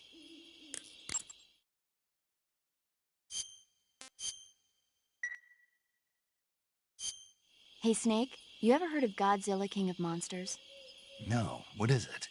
It's a movie. You haven't seen it? Nope. It's about this monster called Godzilla, who grows to an enormous size in a nuclear test and goes on a rampage in Tokyo. Nuclear test, huh? Then the Marshall Islands must be crawling with giant monsters right about now. It's just make-believe. Maybe that's why my pants have been so tight lately. Snake, it's a movie, not a report out of Los Alamos. I know. So then what happened? Godzilla is immune to all weapons, and humanity has no way to stop the monster. Dr. Shirazawa develops a new type of weapon, but meanwhile, Godzilla is getting closer and closer to Tokyo, obliterating everything in its path. It was originally a Japanese movie, but they made an American version, too. I recommend seeing the original Japanese one if you ever get the chance. It's mostly mindless fun, but it's also got a serious anti-nuke message as well. Where can I see the original? You'll just have to go to Japan. Really? That's too bad. Well, if you wait 40 years, you might be able to see it in America, too. Why's that? 2004 will be Godzilla's 50th birthday. You think they're still going to be making Godzilla movies then? Of course. Everybody loves Godzilla. You sure know a lot about movies. I don't suppose you're the movie-watching type, are you? Not really. Okay, then I'll tell you everything I know. When the going gets tough, movies can save your life. It's always good to be able to look at things from a different perspective when you get in a jam. That's the magic of movies. No kidding. Well, I guess it might at least make a nice distraction. That's the spirit, Snake. Have a little fun.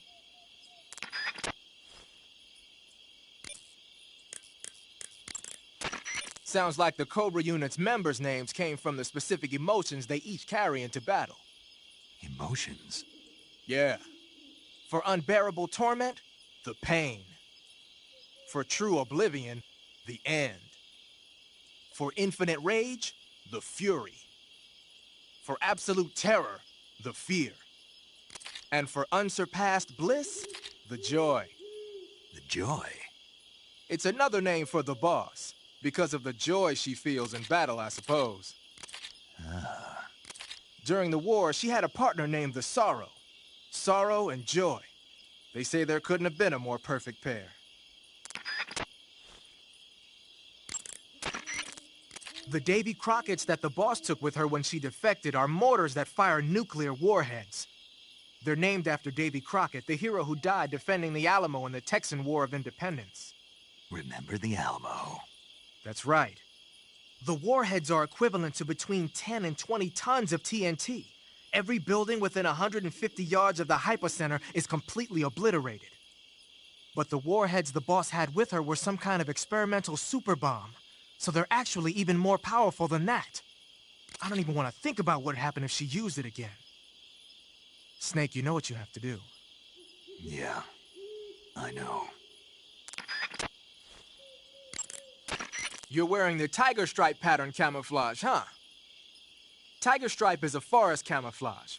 As you may have guessed by the name, it mimics the stripe pattern on a tiger's coat.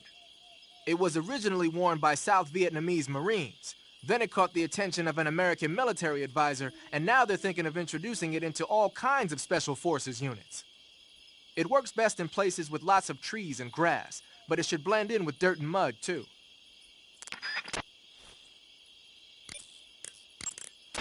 Snake, unlike the Virtuous mission, this is a night operation. You'll be encountering nocturnal animals that you didn't encounter your last mission. Some of them are venomous, like the king cobra, so be careful. If you get bitten by a venomous animal, the poison will spread through your body and rapidly drain your life gauge. If that's the case, go into the cure screen and survival viewer immediately and inject yourself with serum. Got it? Major. Snake, the boss is your enemy. You've got to accept that reality. Adam is waiting for you at the abandoned factory to the north of your current position. Head north.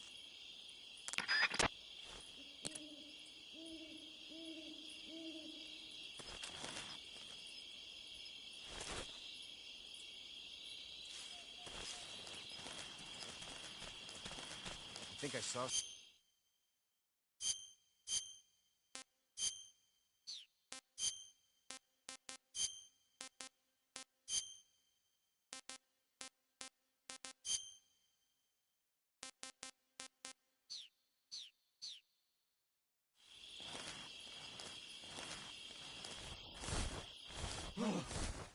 What's this? HQ? HQ. This is HQ. Patrol here. We have evidence of an enemy intruder. Commence alert formation. Acknowledged. Sending reinforcements. Use extra caution.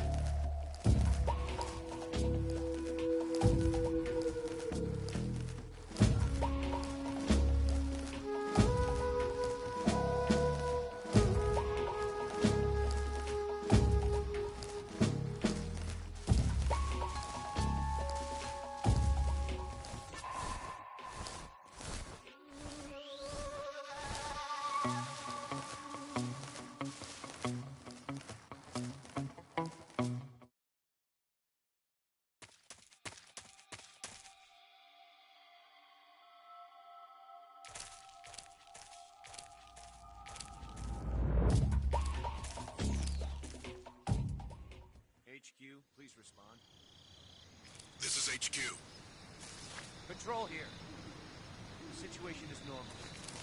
Understood. Return to your position.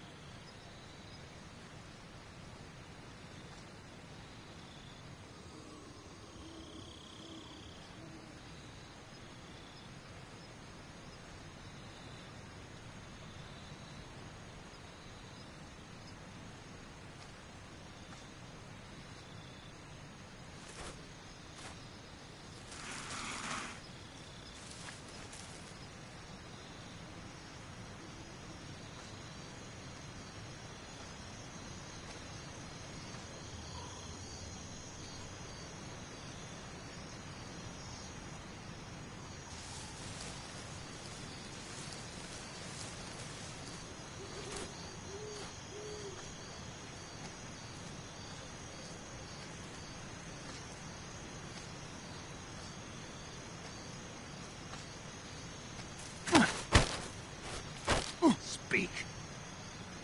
If you slide down cliffs, you won't take any damage. Answer me. Let go of me. Speak. If you slide down... Answer me. Let go of...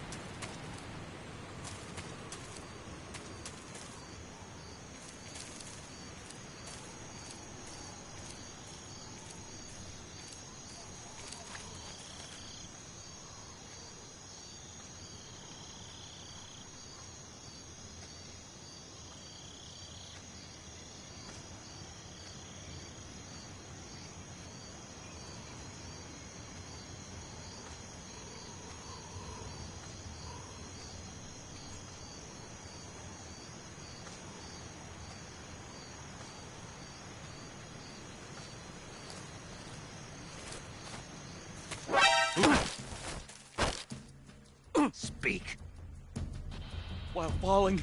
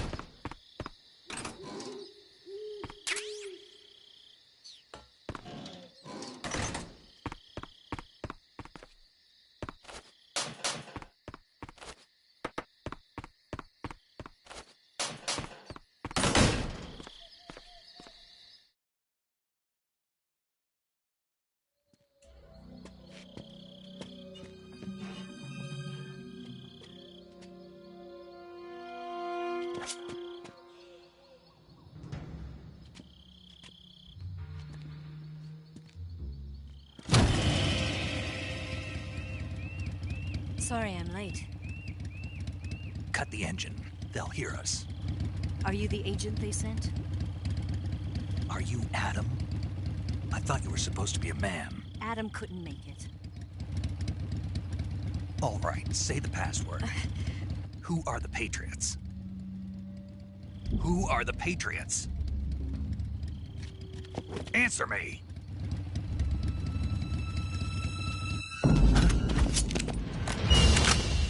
Trapped.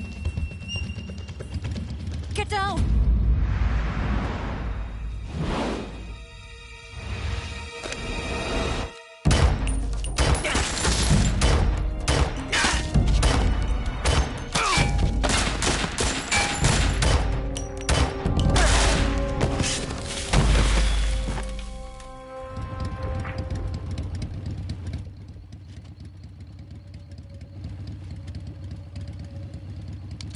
There is your answer.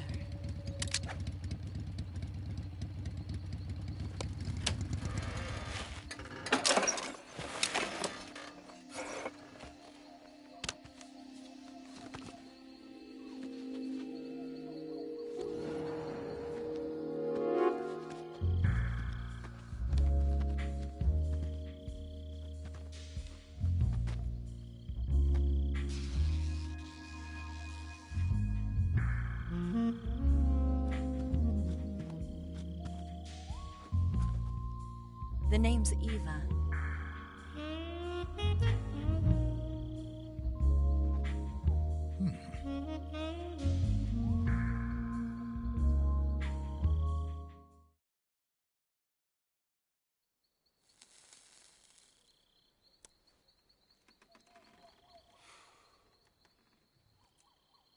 This wasn't part of the plan. What happened to Adam? What's your code name? It's Snake. Snake, huh? Well, I'm Eva. Are you here to tempt me?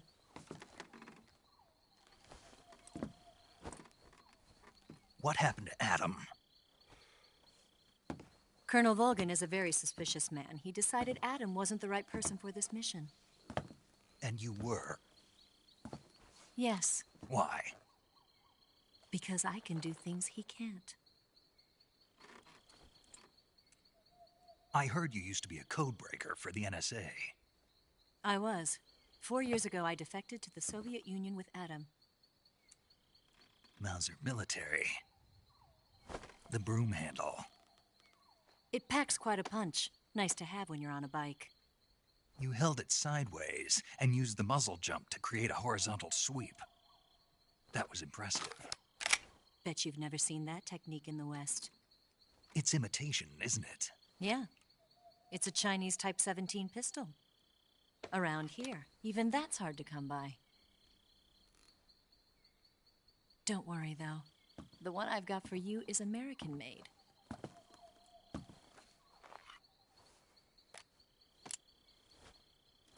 .45, huh?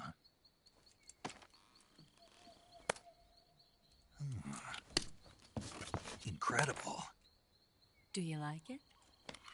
The feeding ramp is polished to a mirror sheen. The slide's been reinforced, and the interlock with the frame is tightened for added precision. The sight system is original too. The thumb safety is extended to make it easier on the finger. A long type trigger with non-slip grooves. A ring hammer. The base of the trigger guard's been filed down for a higher grip. And not only that, nearly every part of this gun has been expertly crafted and customized.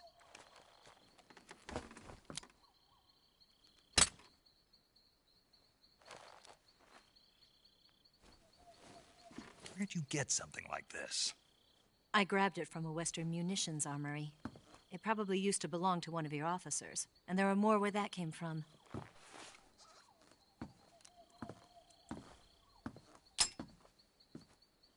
You had this with you, didn't you? Better take this too. What's that? A disguise to make you look like a scientist. A disguise? Yes. You're here to rescue Sokolov, right? Sokolov's still safe then. Yes. He's being forced to continue his work on the Shagohod. Where? At the lab. They've got a whole army of scientists there developing new weapons. Security is tight, but if you disguise yourself as a scientist, you might be able to sneak in. Can we get Sokolov out of there? We'll see, won't we? Tell me how to get to the lab. The safest way in is from the rear. First, you'll need to head north through the jungle. You'll come to a heliport used for shipping materials. Pass the heliport and continue north, and there will be a large crevice. Descend into that area, and you'll reach a cave. Move through the cave, and you will arrive at a mangrove swamp. After the swamp, there'll be a warehouse. Make your way through the warehouse, and you'll come out just south of the lab. Got it. And just what are you doing there? In close-range combat, a knife can sometimes be more useful than a gun. By doing this, I'll be able to hold a knife at the same time and still keep the gun steady. That way, I can instantly switch between a gun battle and a knife fight.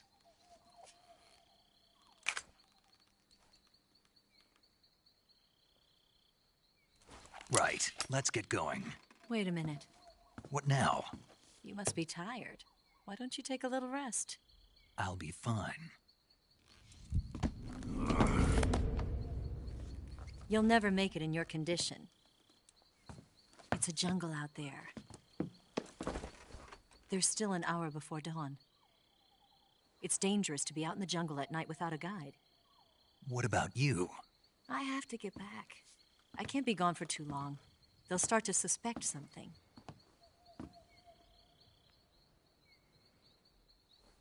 Don't worry. I'll keep you updated over the radio. That's it? My orders are to provide you with information, nothing more. You look disappointed. All right, then. I'll do something special for you.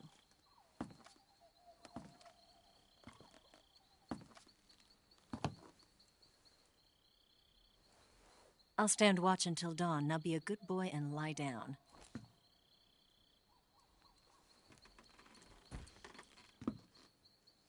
What's the matter? I don't know you well enough to trust you. How well do you have to know me to trust me? I don't know if I can trust anybody.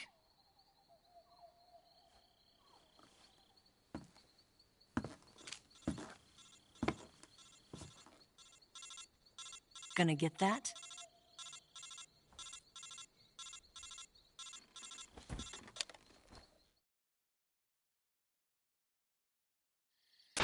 She's right, Snake. You should get some sleep.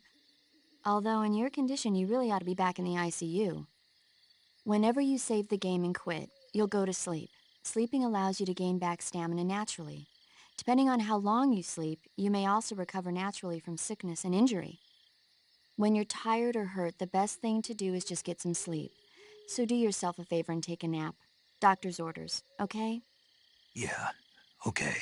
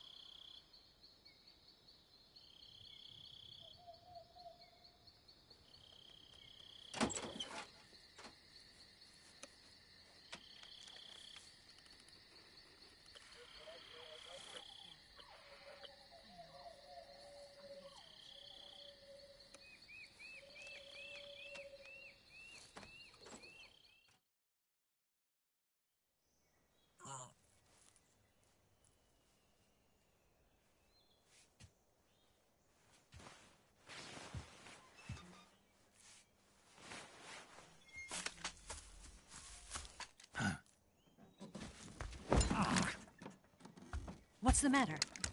We're surrounded. I see 4 of them.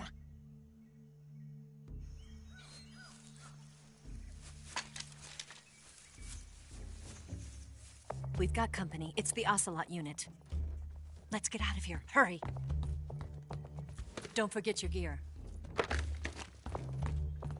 Here, give me a hand.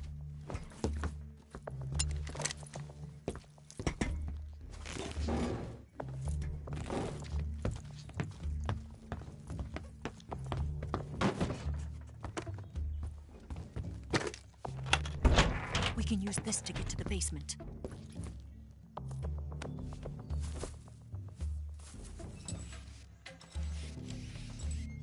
Damn it!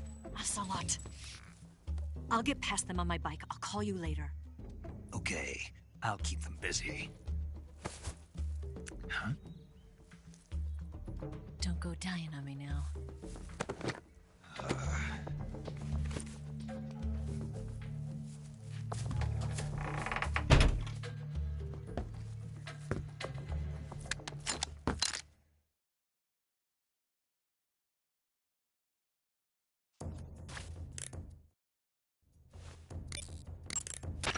It appears you've been completely surrounded.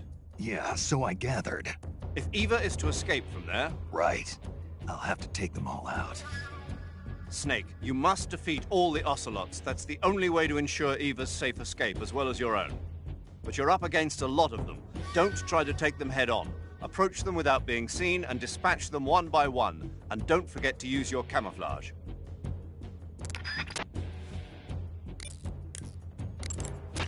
You going to save?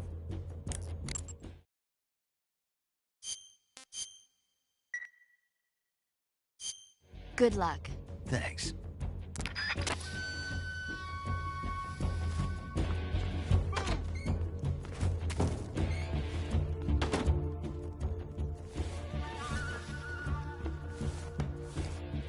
Move!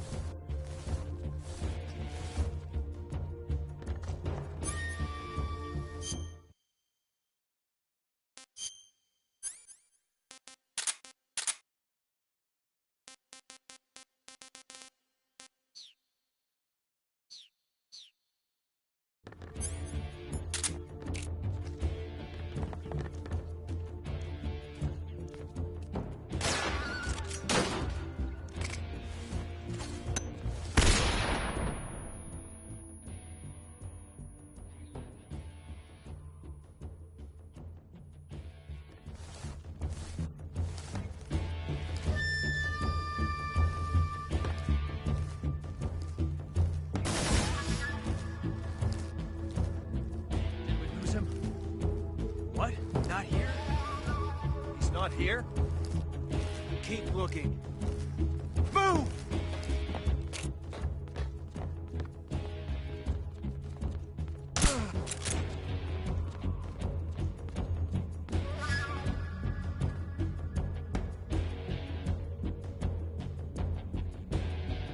Move!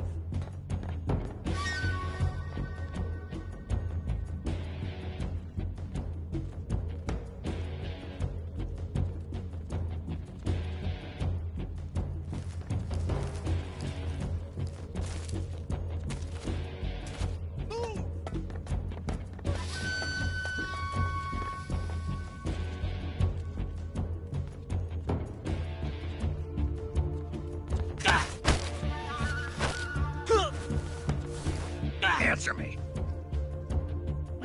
In the water. The crocodiles are tough. Speak. Answer me. You...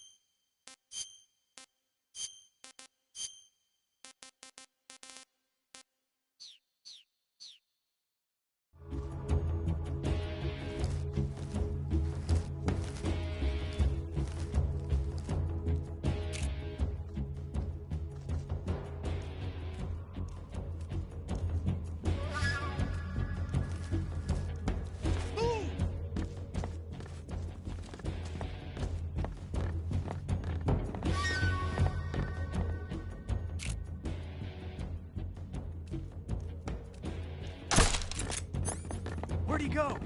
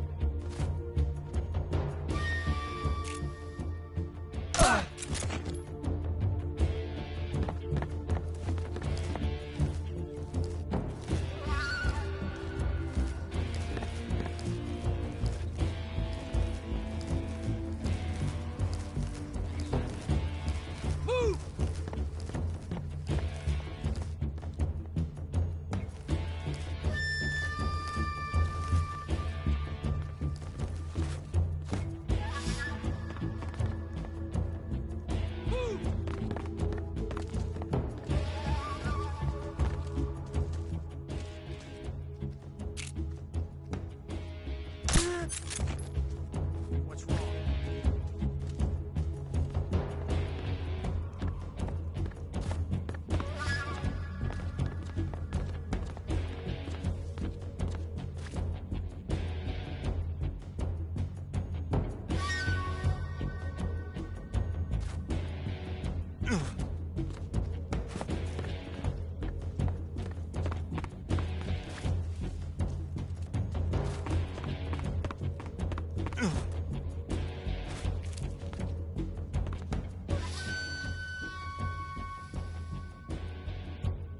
Move!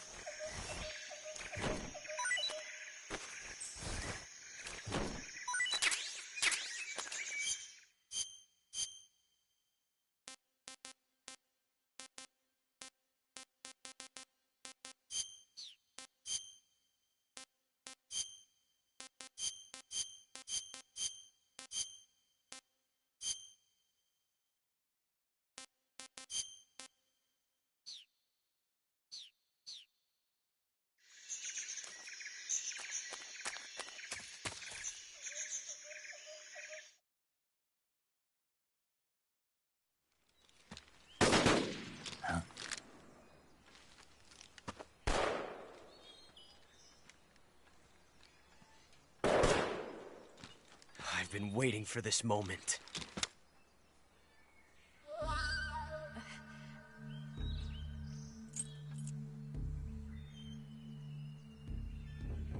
That's it! That's the stance! I don't think so. What? A female spy?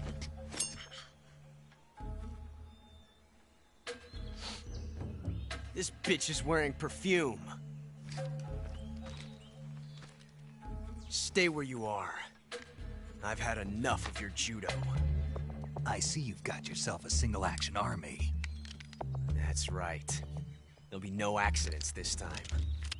You call that an accident? Well, it wouldn't have happened if you hadn't been showing off. What did you say? It's a nice gun, I'll give you that. But the engraving gives you no tactical advantage whatsoever.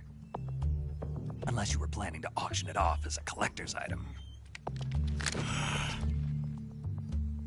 And you're forgetting one more very basic thing. You don't have what it takes to kill me. We'll see.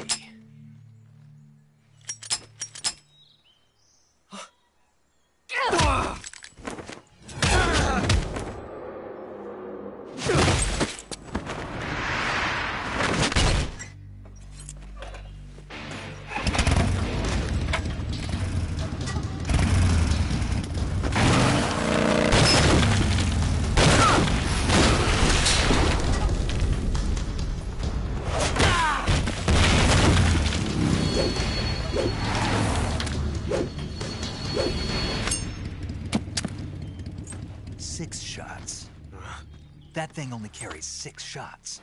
The Makarov carries 8. You have to get a feel for how many you have left.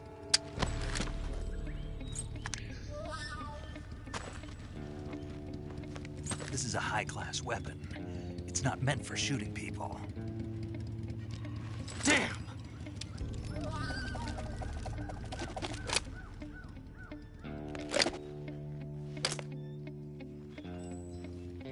This isn't over yet. Don't. Why? He's still young. You'll regret stopping me. Damn it! I've got to get back before he does.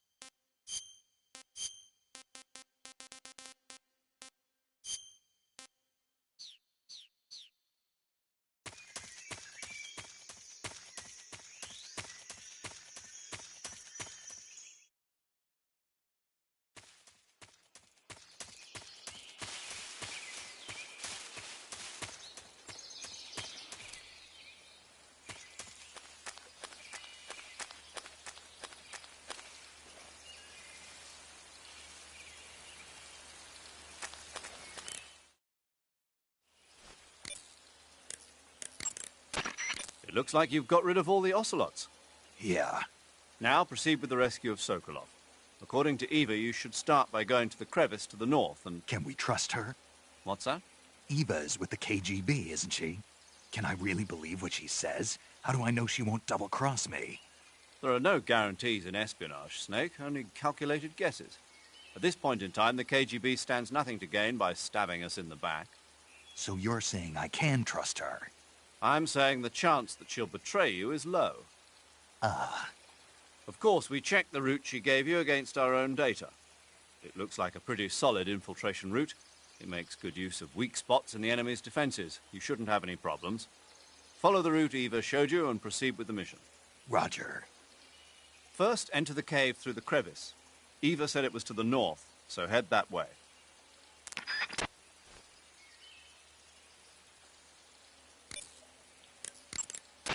You got some instant noodles, huh? Instant noodles?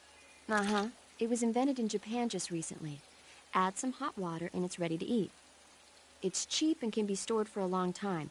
And besides, it's delicious. It's like a miracle food. Wow. Speaking of which... Yeah?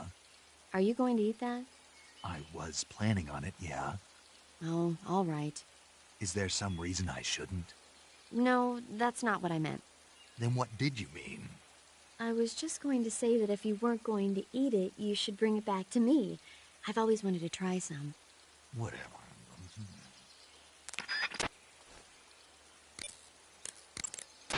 Hey, Snake, remember back at the abandoned factory when you whittled the grip of that 45 down? Yeah. I've never heard of a customization like that before. Why the grip? To fit it with a knife. A knife? You're gonna keep the knife and the gun both at the ready? That's the idea. Why would you want to do that? Sometimes a knife works better in close proximity encounters. So I equip both at the same time. That way I can switch back and forth in an instant. Badass. So that's that. CQC. Snake, you said Eva said her Mauser was a Type 17, right? Yeah, what about it? That model was produced in the 1920s in a weapons lab in the Shaanxi province in China. The cartridge part sticks out lower than the original to accommodate 45 caliber rounds. The barrel and chamber are a little bit thicker too. But most telling of all, it's got Chinese characters engraved on both sides of the frame like you saw. And that firing stance Eva was talking about where you hold the gun horizontally, that's a trademark of the Chinese. Just like you were saying, when you're firing in full auto mode, the muzzle jump effect gives you a horizontal strafing motion. They say it's especially deadly in indoor and close-range mop-up actions. The Japanese called it bandit shooting and used to dread it. Makes you wonder where she learned to shoot like that. You know that army motorcycle that Eva was riding? That's a replica of a German model. A replica? Yeah. After World War II, the Soviets confiscated an entire assembly line from a German motorcycle factory, machines and all. And then they took it back with them and started producing replicas? Exactly. Originally, that motorcycle was designed to be used with a sidecar attached. That means it's got enough power to drag a 200-plus pound sidecar around. So that's how she could pull off all those crazy stunts. Uh-huh. Of course, it takes a lot of skill to be able to control that much power. That Eva chick is something else. Hey, you've got an M1911A1. Yeah, a 45. 50 years since the Army adopted the first model, and they're still using them. It's a real gem of an automatic pistol. But aren't you gonna need more than just one little handgun? Not at all. When you're in a tight spot or fighting in close quarters, sometimes a handgun works better than a rifle. And if I equip a knife at the same time, I can instantaneously switch over to hand-to-hand combat. I see. That 45 you've got there is a lot different from the original, though. Looks like someone did some serious work on it. It's more than a little. First of all, the feeding ramp is polished to a mirror sheen. It's not going to have any feeding problems. The slide's been replaced with a reinforced version, and it meshes perfectly with the frame. The frame itself has been iron welded and scraped down multiple times for maximum precision. The front strap part of the frame has been checkered to make it dig into the hand. That prevents any slipping. The sight system's original too. It's a 3-dot type. It's got an enlarged front sight, giving it superior target sighting capability. The regular hammer's been replaced with a ring hammer. That enhances the cocking control and increases the hammer down speed. They also reworked the grip safety to accommodate the ring hammer. Looks like they eliminated it altogether. This is a tool for pros. The thumb safety and the slide stop are extended to allow for more precise handling. The base of the trigger guard is whittled down so you can use a high grip. And the trigger itself is a long type for easy finger access. The trigger pull is about 3.5 pounds. That's about 1.5 pounds lighter than normal. The magazine well has been widened to make it easier to put in a new magazine. The magazine catch button has been cut down low to make it harder to hit it by mistake. The mainspring housing has been changed to a flat type to increase grip, and it's even been fitted with stepping so it doesn't slip from the recoil when firing. On top of that, they added cocking serrations to the front part of the slide. That lets you load and eject cartridges faster in an emergency. Whoever did this is a professional. No question, this thing could shoot a one-hole at 25 yards in a machine rest. Well, I'll be damned. That's some gun. Yeah, I've never used a weapon this fine in my life. So, you're wearing woodland face paint. The woodland paint is most effective in forest environments. It'll work best if you use it when infiltrating forest areas.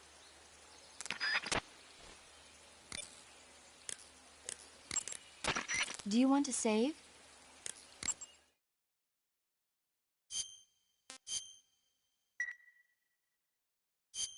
Snake, do you know the creature from the Black Lagoon? Nope, never heard of it. These scientists are investigating a place deep in the Amazon called the Black Lagoon, and they get picked off one after the other by this fishman thing. And there was this scene when the heroine is going for a swim, and the creature sneaks up on her from underwater. Oh, I thought my heart was going to stop.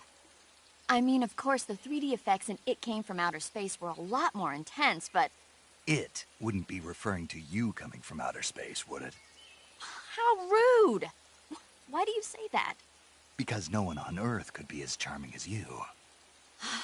Fine. I'll just get to the point, Snake. Be careful of what's around you when you're in the water. Just imagining you swimming in those jungle rivers makes me think of you being attacked by a fishman. I appreciate the concern. Fishmen aren't the only things that'll attack you in the water. Really be careful out there. Okay. And don't be attacking any pretty girls going for a swim, either. Are you calling me a fishman? You started it.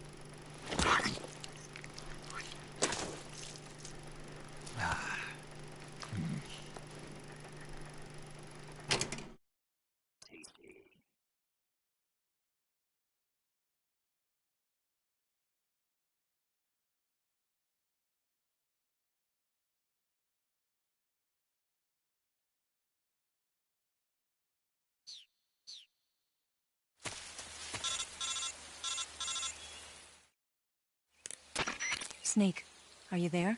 Eva? Did you miss me? Did you make it without any trouble? No one saw me. So you're back with Vulgan?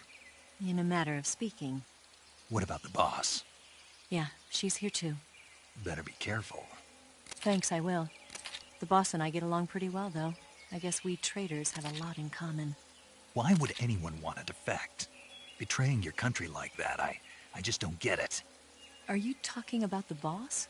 Why do you do it? Weren't you born and raised in America? Yes, in a small rural town. I never even knew there were other countries, other cultures, other ways of thinking, until I went to work for the NSA.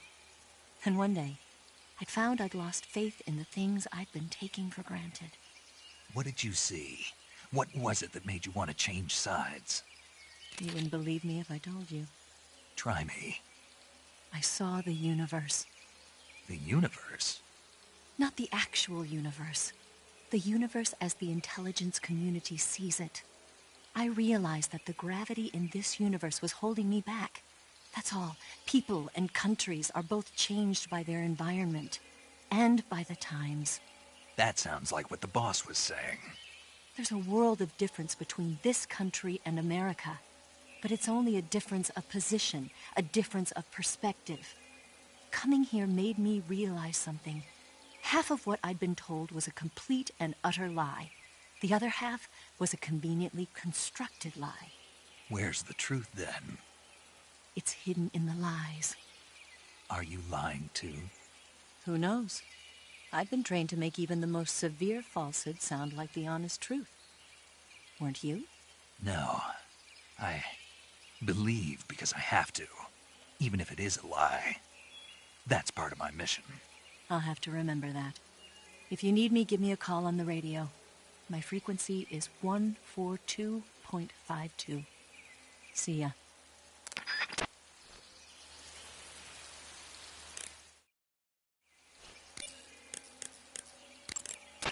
That area is known as Chorny Prud. The name means something like the Black Shore in Russian. It got its name from the deep swamp that covers the area. The crocodiles in that swamp are extremely vicious. Apparently, they've already chewed up a bunch of soldiers out on patrol. Now no one even dares to go near the swamp. They said that most of the soldiers who were killed were attacked from behind while they were in the water. You be careful out there.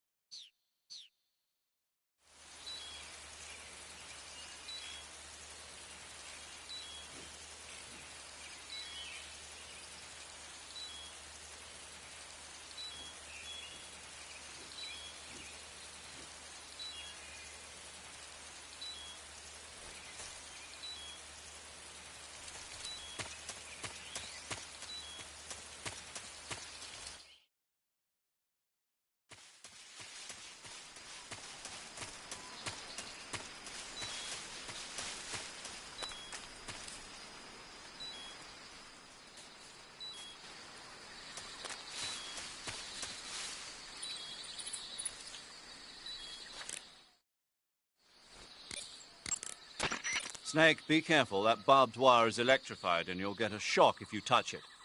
It looks like there's no way to get over it. First, enter the cave through... Snake, the barbed wire in that area has a high-voltage electric current running through it. You'll get electrocuted if you touch that barbed wire, so don't. Electrify barbed wire, huh? Looks like I'll have to find another way around. That won't be necessary. It won't? Nope. Electrified barbed wire is a formidable barrier, but it's a pain in the neck to maintain. Apparently, it's always breaking down because wild animals keep running into it, but the word is they don't have enough personnel to fix it. If you look closely at the bottom of the barbed wire, you should be able to spot a hole somewhere. Try crawling your way through there.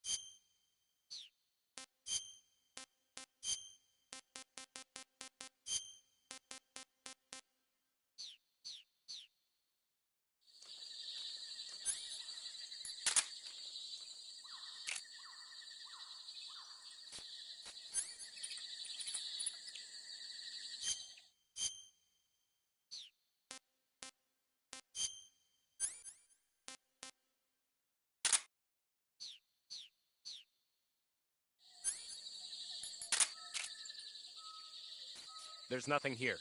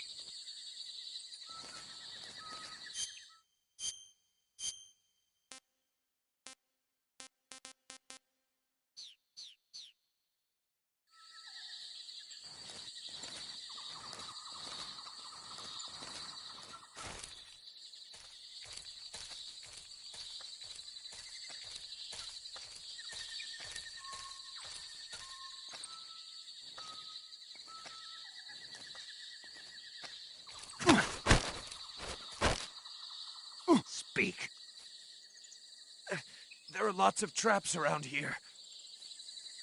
Speak. What dogs really like is animal meat. Speak. Let go of me!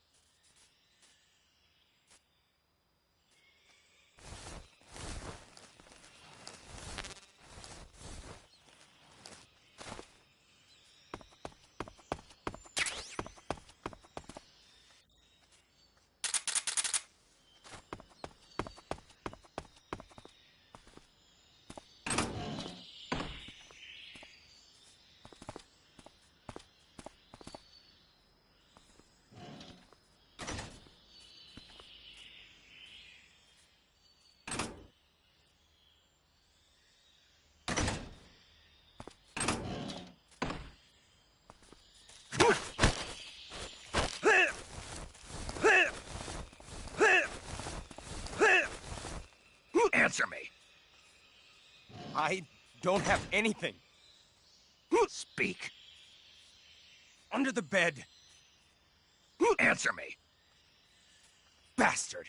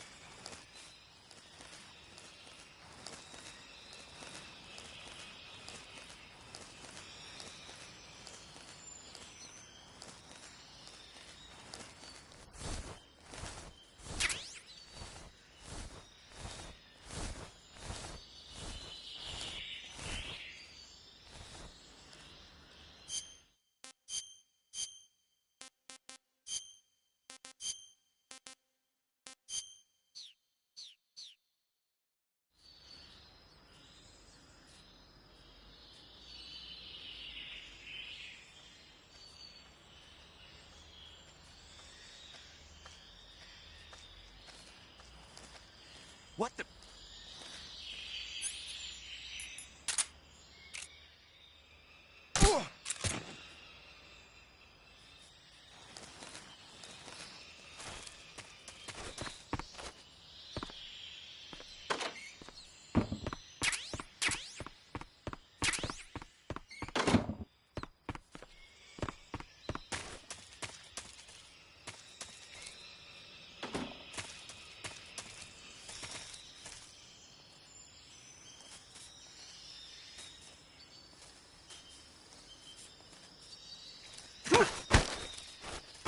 Speak. The provision storehouse is destroyed. Answer me. The machine gun. With the action button? Speak. There are guys who know alert cancellation frequencies. Speak. Bastard.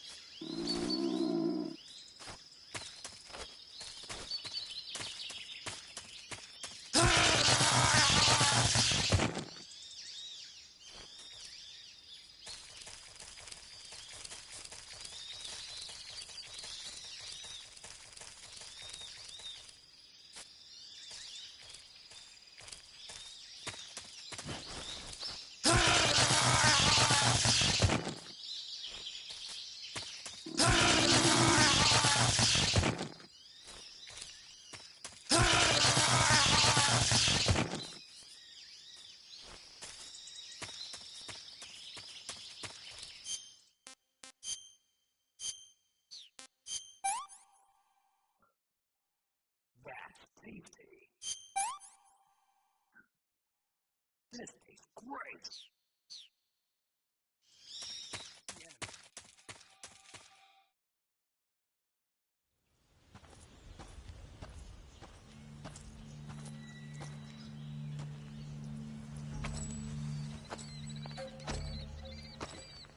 Ah, you're here at last. Looks like the boss's info was right.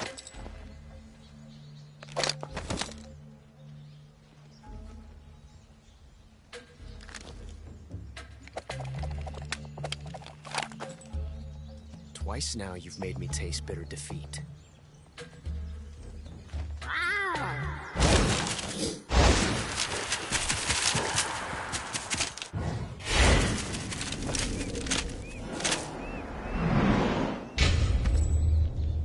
I hate to disappoint the Cobras, but you're mine now. All of you, leave us.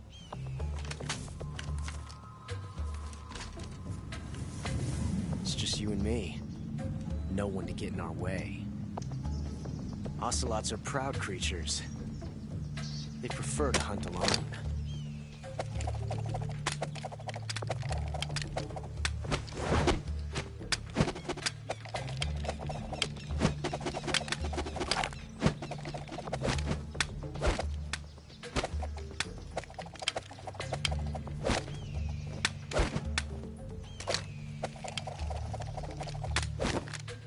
Shots.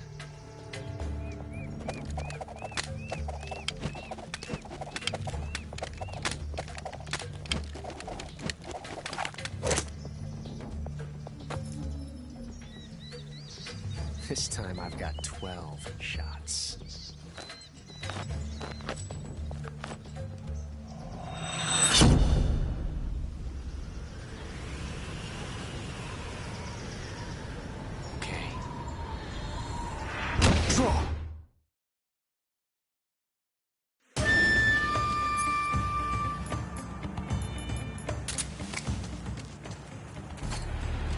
Grenade!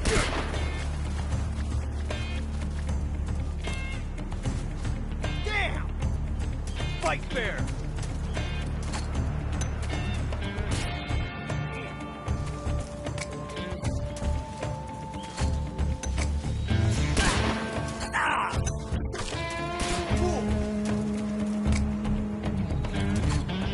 Don't be in such a...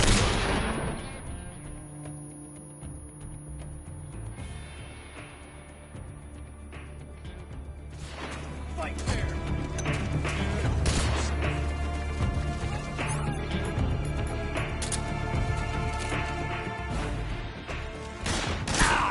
Not bad, eh? You won't get away from me!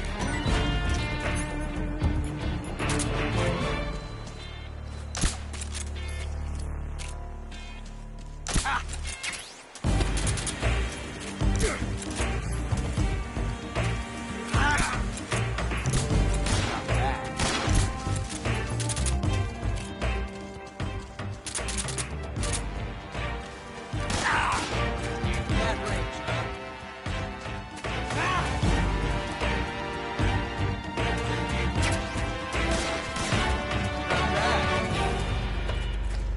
I've never felt a tension like this before. That's so different.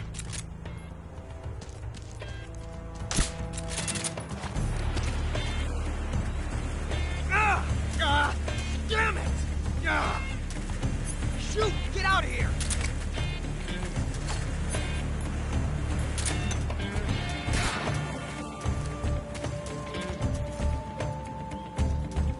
Damn!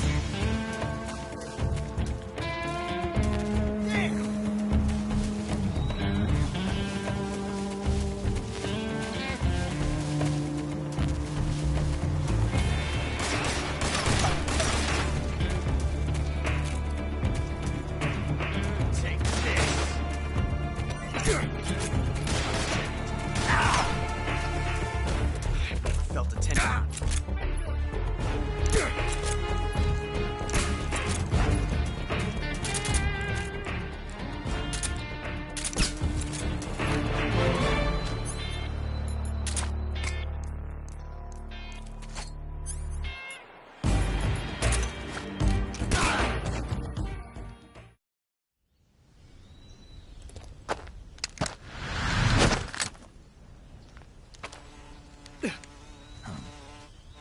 Damn it. He found us.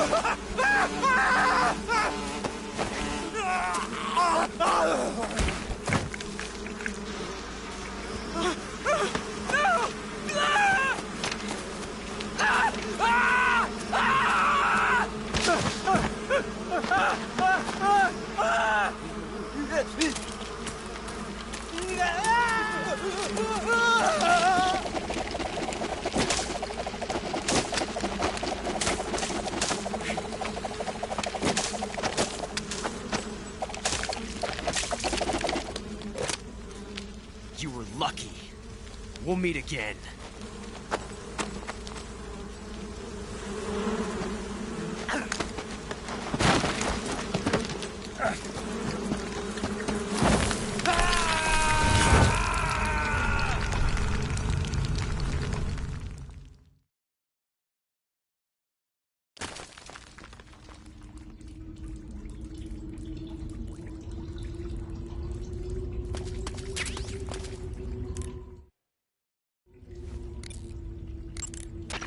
Snake, are you okay? Snake!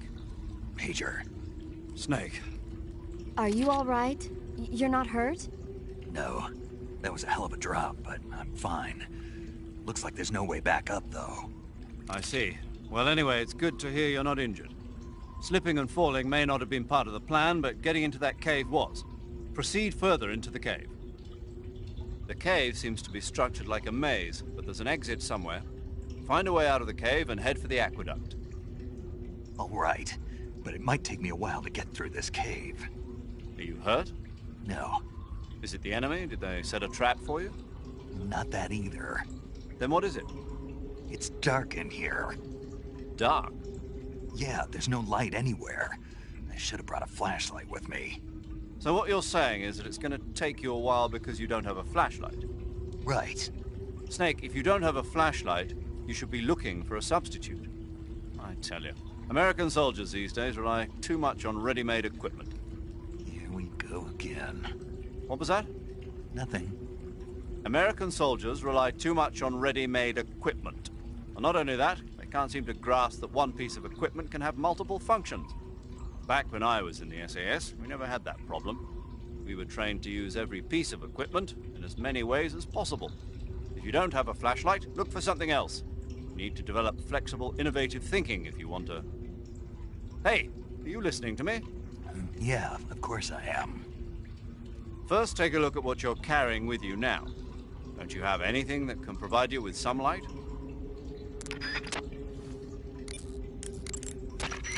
Wow, you caught a coral snake. The coral snake is a venomous snake that originally hails from the Americas. Its venom is a very potent neurotoxin, so don't let it bite you. If you do get bitten, go into the survival viewer right away and use Cure to neutralize the poison with a serum injection. The colorful red and black patterns on the coral snake are a warning sign. Apparently, the bright flashy colors and pattern let other animals know that it carries a deadly poison that keeps them from attacking. There are many animals that mimic the colors of known poisonous animals as a defense. See, by mimicking other poisonous creatures, they increase their chances of survival. There is another non-poisonous snake called the milk snake that borrows its coloring from the coral snake. Uh-huh. You're not even listening, are you? No. Okay, we'll talk about something you're interested in then. The taste? Yes. It says here that coral snakes are pretty good in a snaky kind of way. A snaky kind of way, huh?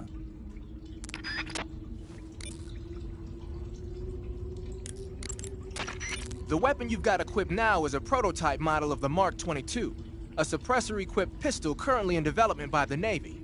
It's been modified to act as a tranquilizer gun. The Mark 22 is a heavily modified special ops version of the M39 pistol used as a sidearm by the SEALs. Probably the biggest change from the M39 is that it's got a longer barrel, which allows it to be equipped with a suppressor. and it uses a slide lock mechanism. That makes it a lot quieter, but it also means you have to load a new round into the chamber by hand every time you fire. It's also fitted with tall, adjustable sights, so you can use the front and rear sights to line up your shot, even with a suppressor attached. Looks like they got rid of the magazine safety, too. Good eye. That feature wasn't too popular with guys like you who know their guns. The shear release lever's been taken off as well, meaning the hammer won't fall even with the safety on. So I can just cock and lock. That, and you get the added bonus of not having any mechanical noise from decocking, even with the safety on. The perfect pistol for a sneaking mission, huh?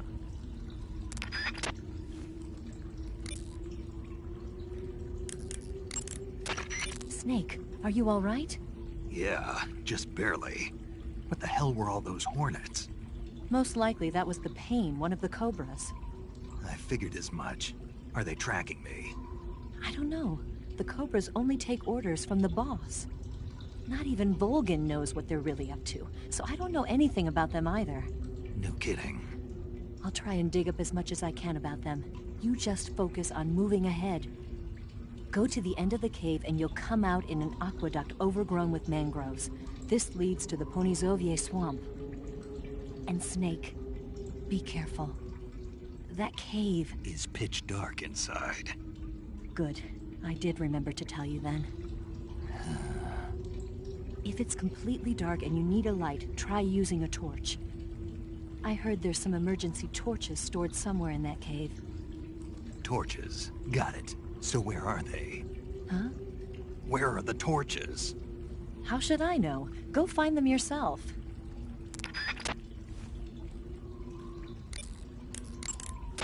You want to save?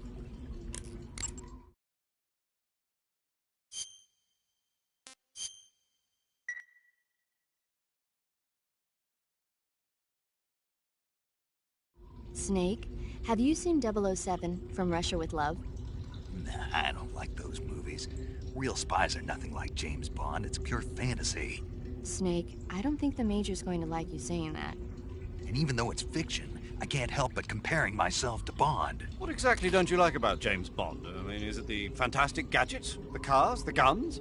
Major. Snake, wouldn't you like to have a gun shaped like a pen? What good is a pen gonna do me in the jungle? I'd look like a fool. Then what about a snake-shaped gun? You could make it look like you're grappling with a giant snake and then get a shot in on the enemy while they're distracted. Okay, now you're being ridiculous. We'll make you a snake-shaped gun that folds up and fits into an attaché case. Will you give it a rest? Oh, I get it. You're worried about how to handle the ladies, aren't you? No. I knew it. To tell you the truth, I don't like the idea of playing hanky-panky with enemy femme fatales either. But that's part of Bond's appeal. You could learn a thing or two from him. I mean, what about this Eva? What are you planning to do with her? I don't even trust her yet. No, that's not what I mean. You can't let yourself get involved. This is a game of spy versus spy. She's using you just as much as you're using her. I realize that. You've got to grab the initiative, and to do that, you have to get the upper hand in the relationship. That's what a spy is supposed to do. Get the upper hand? I don't think I'm cut out for that mission. Maybe if you change your codename to 00 Snake. Major. 007 is the biggest thing to come out of England since the Mayflower. I wouldn't be surprised if they made 20 more of those movies. Didn't you know? The Major is a huge James Bond fan. Don't get him worked up like this. Worked up? Maybe you don't realize this, but now that you've got him started talking about Bond, I'm going to have to listen to him lecture for a whole hour after he gets off the radio. You have my sympathy. It's too bad you can't enjoy such a great movie, though. I guess I'm just one of those people who can't enjoy spy flicks.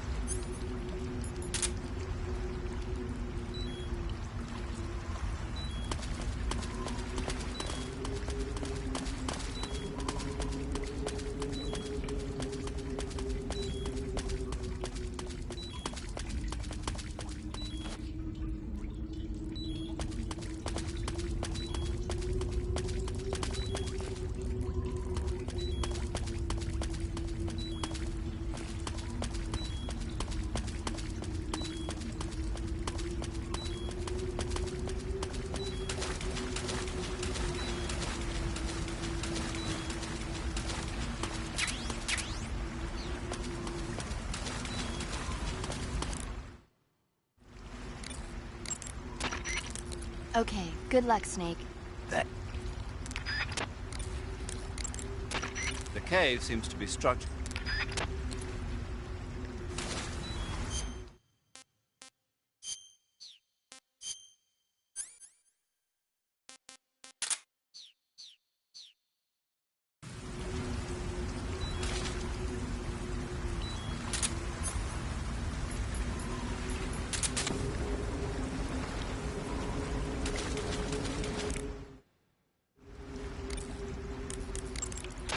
That cave is known as Chornaya Peshara. In Russian, Chornaya Peshara means the black cave from which cold wind blows.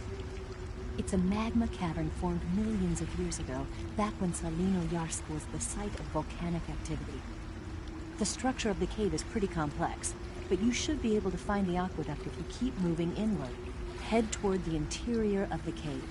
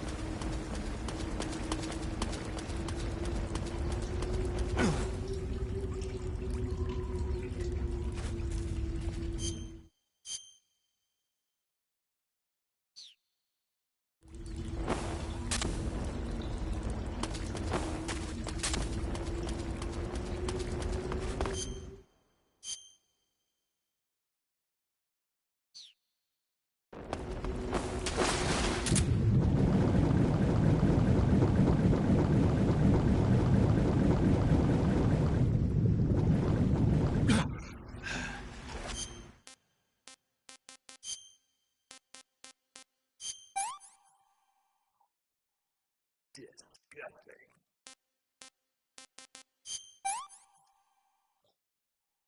Pretty tasty.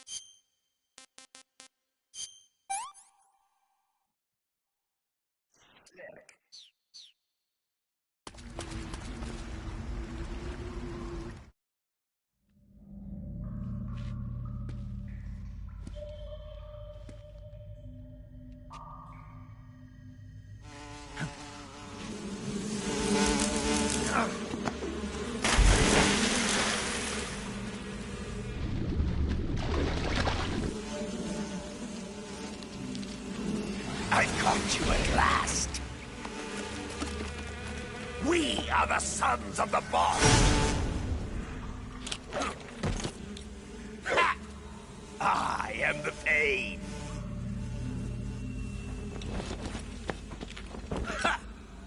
I will guide you to a world of anguish beyond your imagination.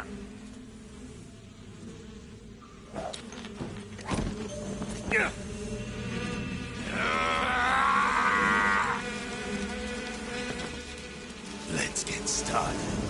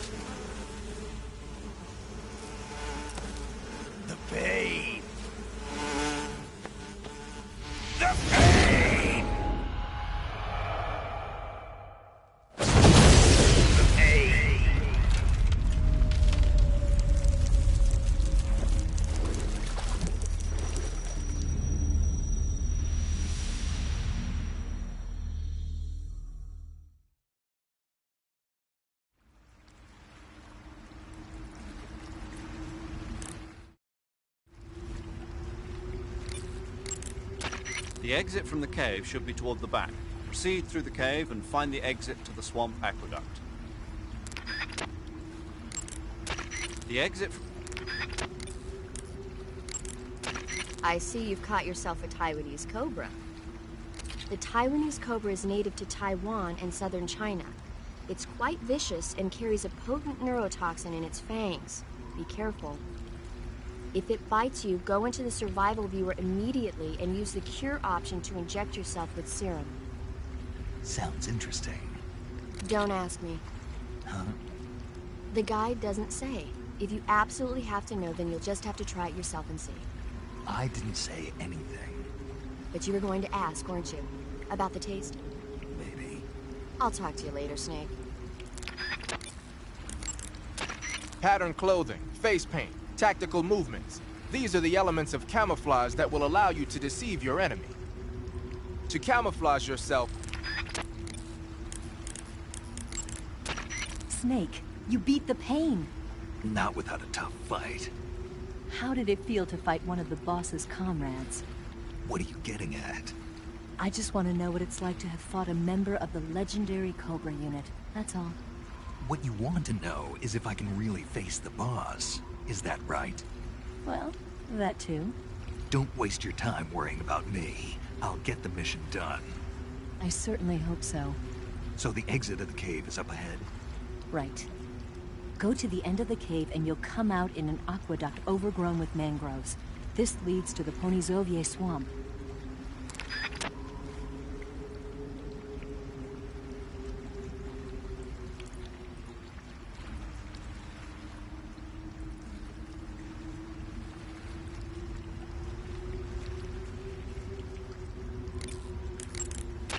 You want to save? Hold on a sec.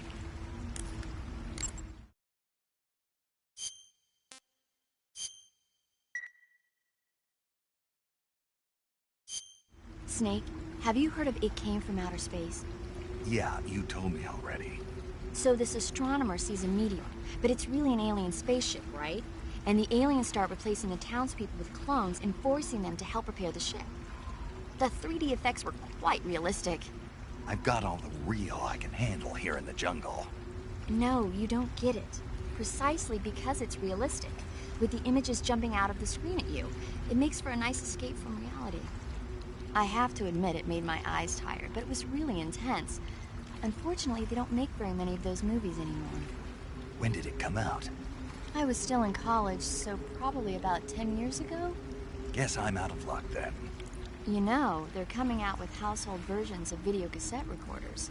One day you'll be able to see old movies anytime you want. It'll be like having a movie theater in your own home. Really? It's like if you had a record with movie film etched onto it instead of music. It'll work the same way. You're kidding. No, really. And someday they might make movies where you control the characters yourself. Sounds like magic. It'll happen. Make sure you stay alive to see it, Snake.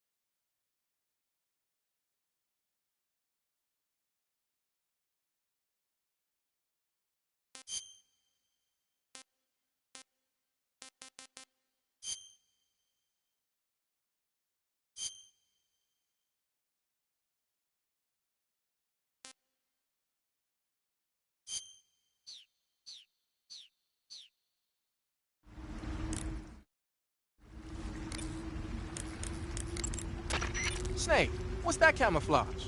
It's called Hornet Stripe. I got it from the paint. No kidding. Sounds like a pretty unique design. From the looks of it, it's somehow infused with the power of hornets. The power of hornets? Sure. When you're wearing that outfit, hornets won't attack you. Neither will spiders or leeches.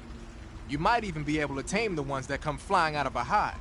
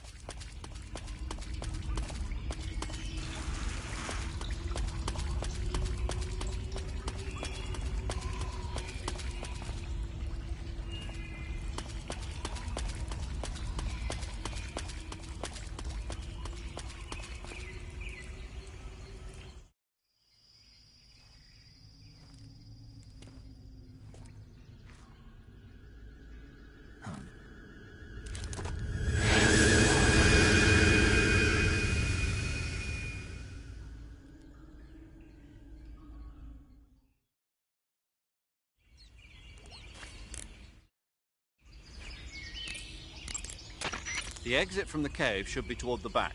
Proceed through the cave and find the exit to the swamp aqueduct. I see you're wearing the olive drab uniform. Olive drab, or OD for short, is the standard battle uniform for GIs. It's a solid color outfit with no camouflage pattern, so naturally it's not going to be much use as camouflage. I'd change it to something else as soon as possible if I were you. You mean you're not wearing any face paint? You can take off your face paint by selecting no paint from face. Just select no paint when you want to skip wearing any face paint at all. But your camo index is never going to be as high without face paint as it is with it. Unless you want the enemy to see you, you ought to be wearing face paint. Your field uniform is...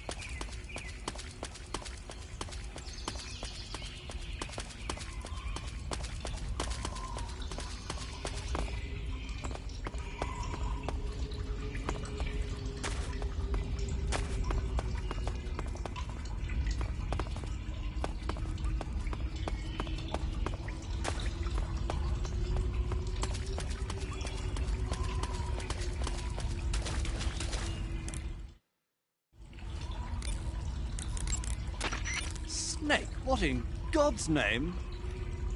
How does it look? It looks cool. Huh? It looks cool on you. It does? Yeah. I don't think cool is the right word. Why? What's wrong with it? What's wrong? Don't you think it looks silly?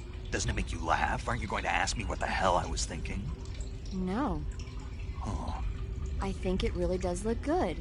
It reminds me of the alligator people. Oh, the... what? The Alligator People. It's a science fiction movie. You've never heard of it? No. Oh, well, you should see it sometime. It's about this guy who gets hurt in a car accident and tries to heal his wounds by injecting himself with a crocodile serum, but then his head turns into a crocodile head. You look just like him with the mask on. That's awesome! Right. Huh? Oh, never mind. I suppose you might be able to disguise yourself as a crocodile by wearing that cap and sticking your head out of the water.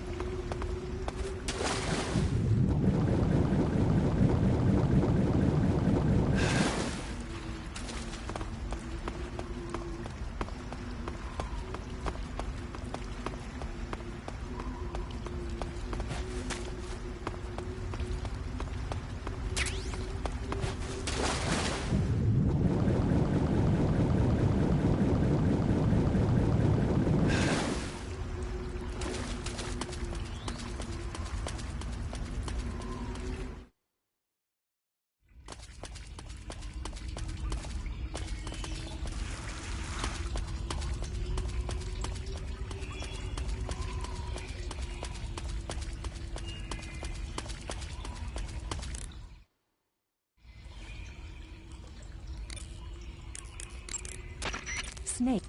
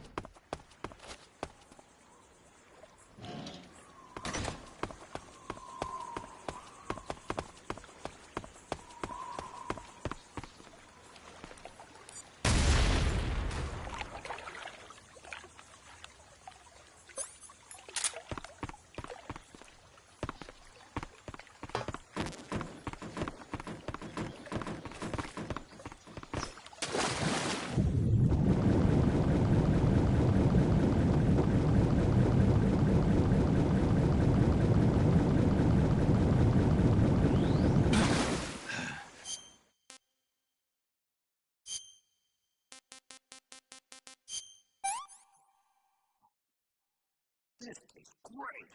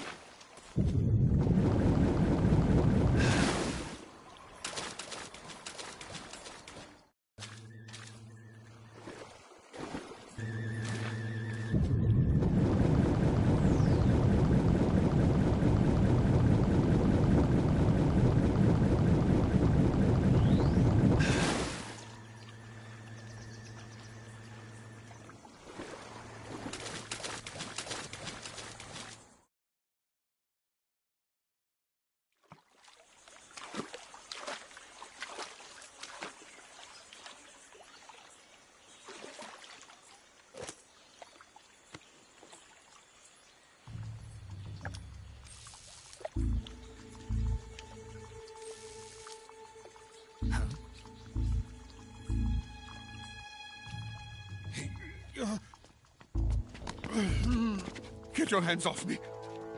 I'm not going anywhere.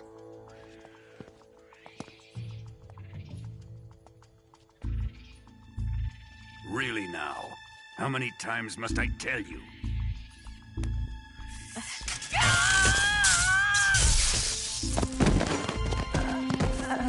Tanya!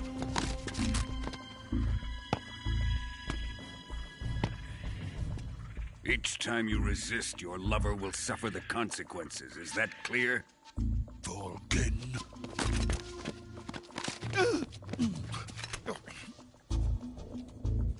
Damn you!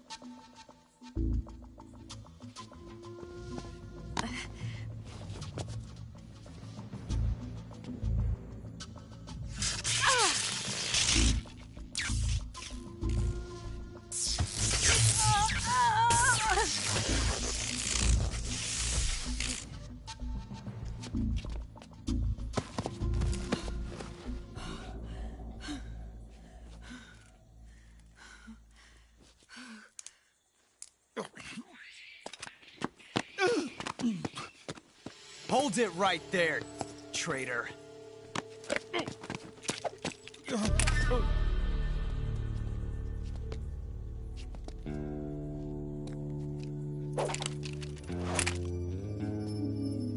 Let's find out just how lucky you are. Watch closely.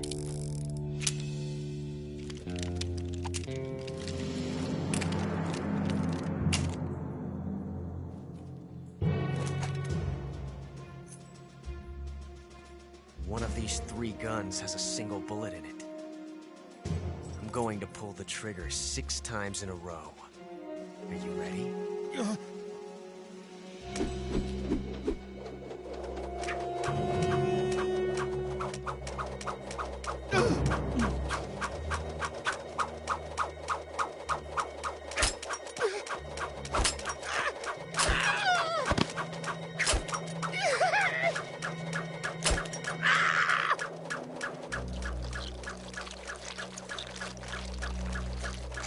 Huh. Looks like your luck hasn't run out yet.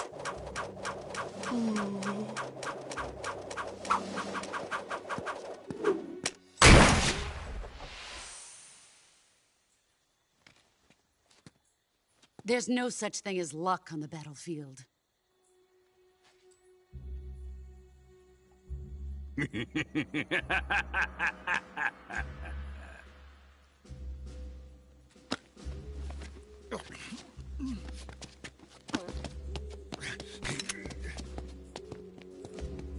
You'd better stay in line from now on.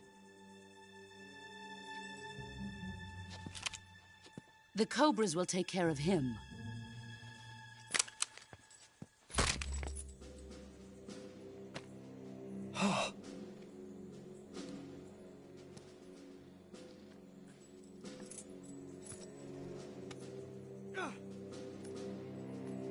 Has the CIA dog been disposed of yet? The pain is dead. What?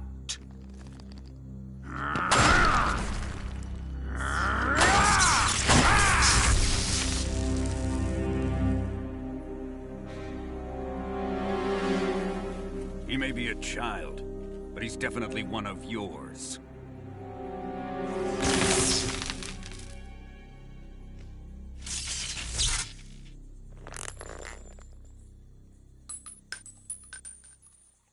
I fear Khrushchev may have a hand in this. We have no time to lose. You must eliminate him before the final test. Don't worry. They'll be able to handle it.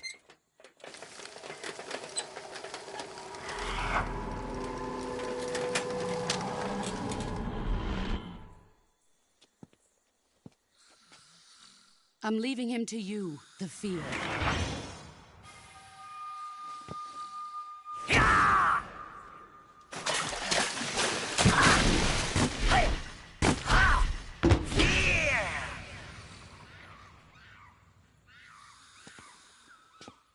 The old man is always sleeping. Is he all right? The end is saving what life he has left in him for battle. Normally, he's dead. But he'll wake up when the time is right.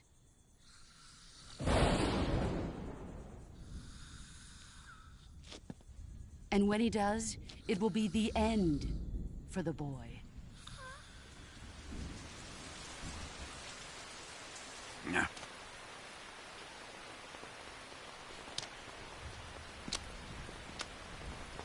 Sokolov isn't worth your love.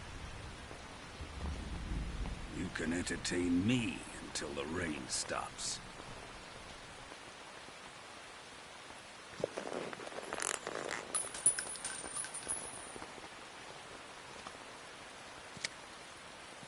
Kuwabara. Kuwabara.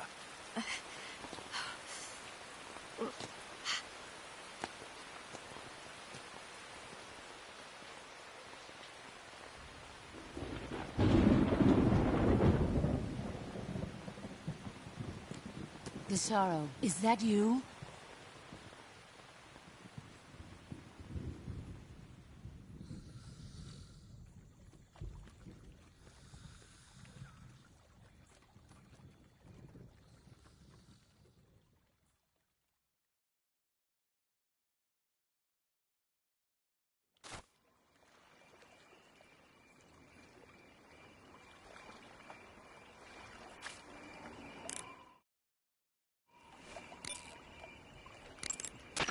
Snake, what in God's name? How does it look? Major, Sokolov has been hauled off. Yes, they probably caught him trying to escape from the lab. Didn't Volgin say that they still needed to perform the final test? Yeah. Then Sokolov must have been taken back to the lab. Get to the lab and get Sokolov the hell out of there. Pass through that warehouse and you'll come out south of the lab. Make your way inside the warehouse. Watch out for enemy sentries.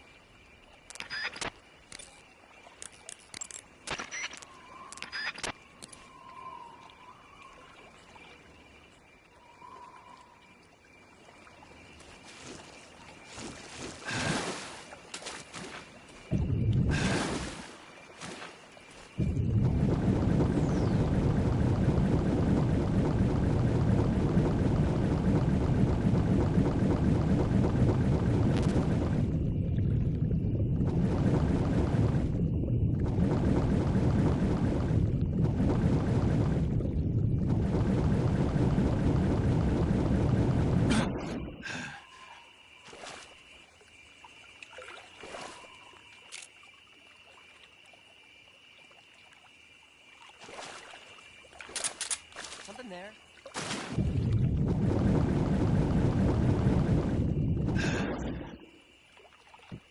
Huh? Who was that?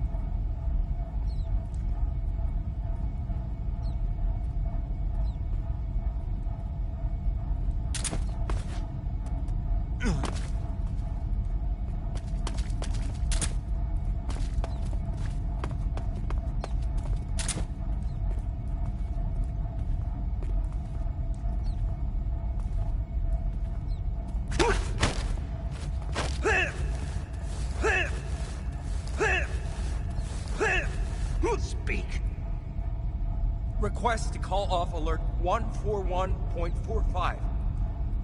Speak. Bastard.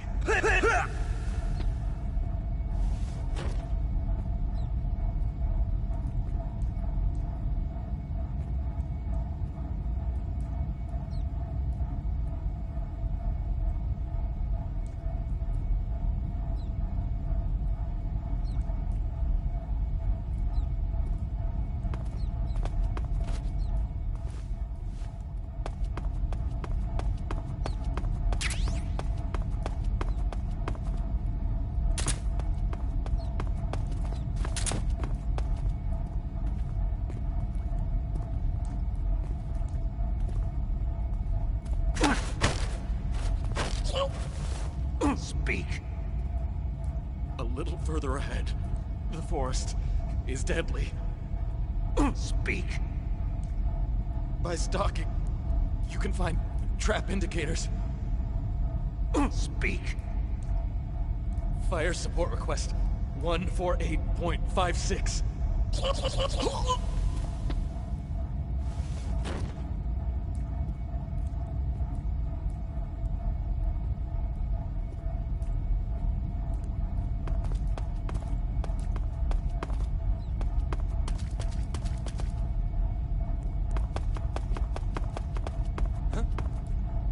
Who's that?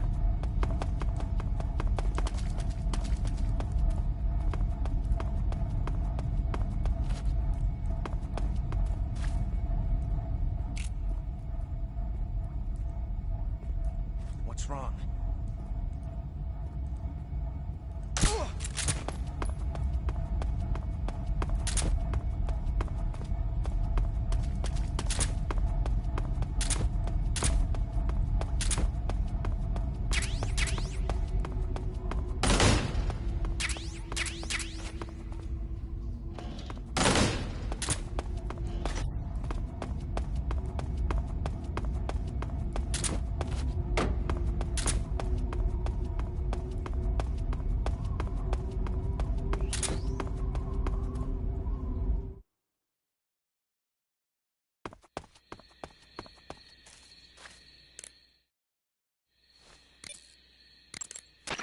Snake, the lab where Sokolov is being held is to the north of that forest.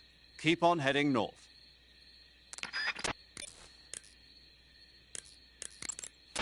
You want to save? Hold on a sec.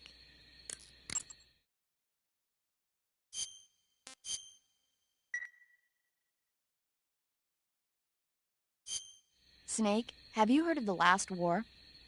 Nope, doesn't ring a bell. It's a Japanese movie where the world ends in a nuclear war.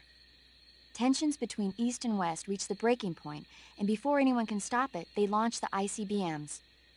Humanity is wiped out by a war that no one wanted. The movie depicts that destruction from the eyes of ordinary people. Their simple daily lives are torn apart by the terrible power of a war that has nothing to do with them. Everybody's afraid of the next big war, but there's only so much that one person can do. That's why the people who have the power to stop it have to.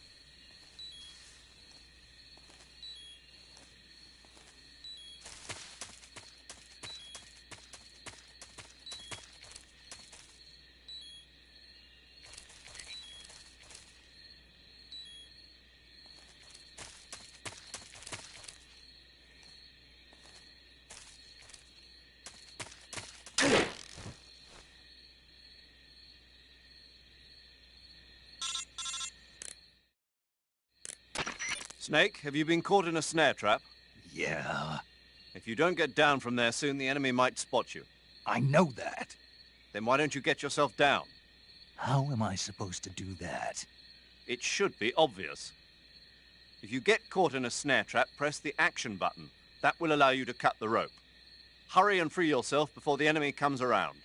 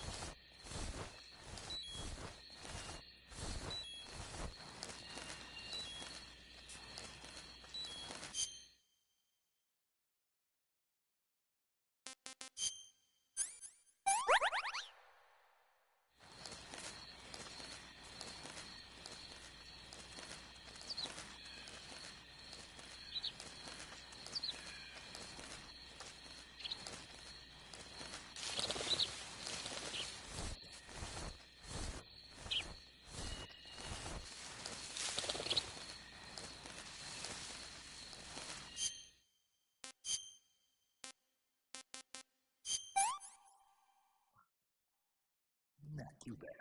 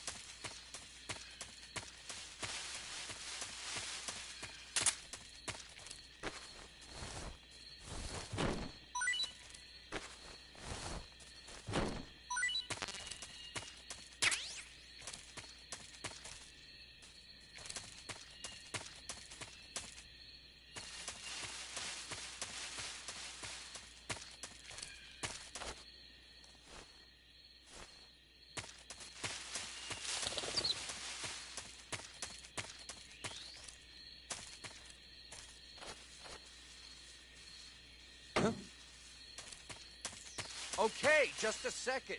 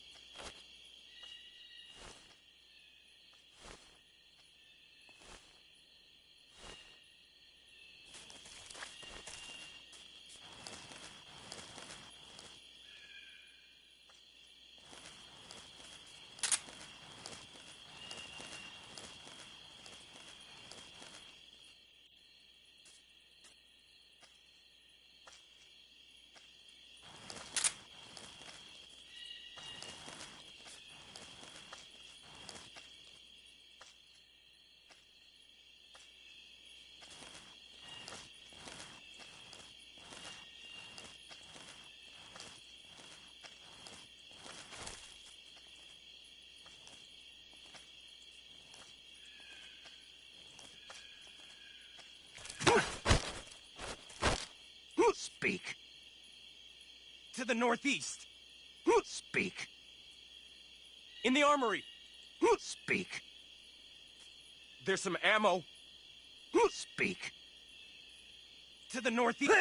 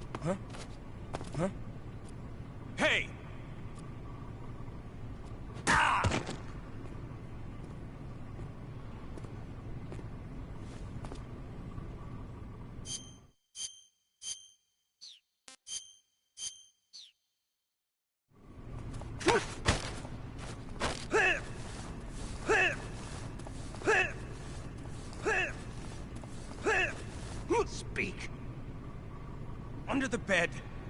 Answer me. There's some life medicine. Speak. Bastard.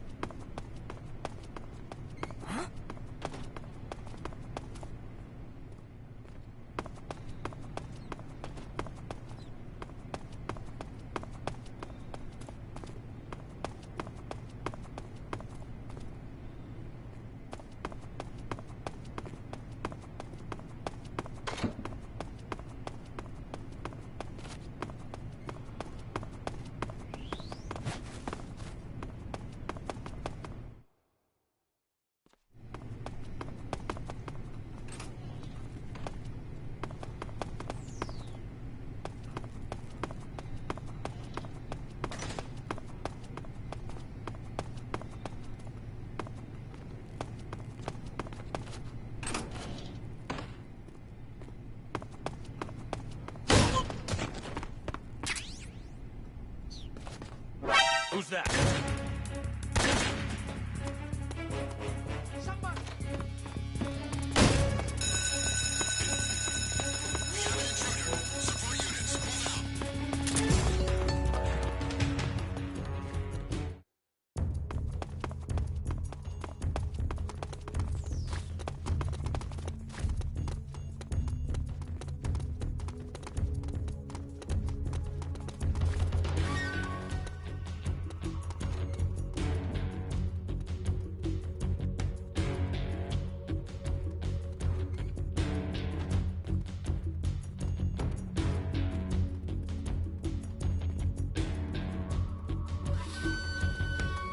We've lost the enemy.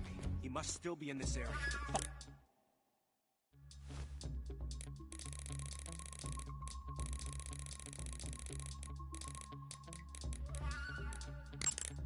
This is Patrol. The area is clear. Recommend discontinuing the state of alert. Over. Understood, Patrol. Backup units will be withdrawn. As per standard operating procedure, this frequency will no longer be used. Out.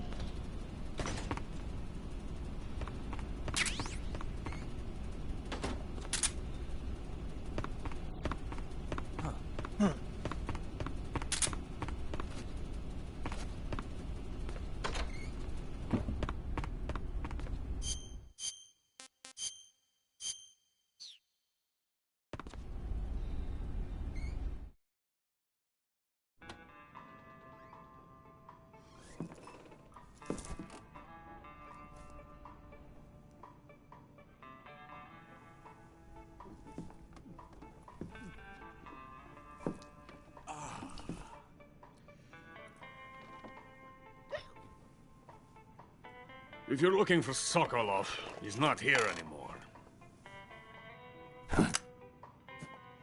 Put that thing away. You'll spoil my drink. So, you're the intruder everyone's talking about. Typical capitalist dog. No manners.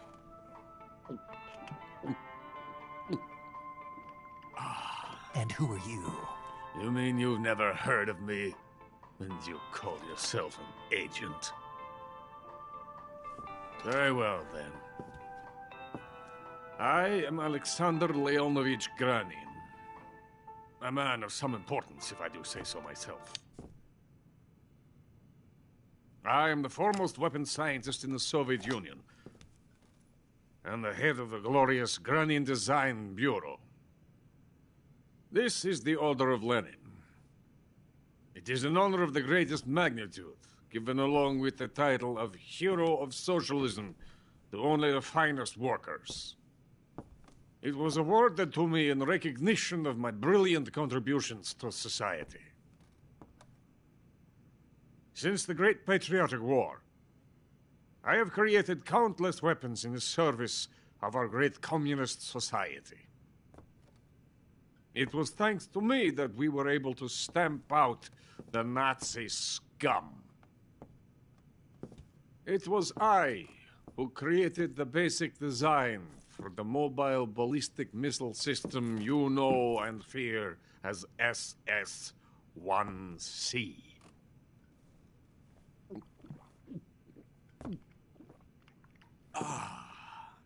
You're crocked, aren't you? I'm merely drowning my sorrow. Because of him, I've got nothing to do but sit here and drink this crap. Him? Sokolov.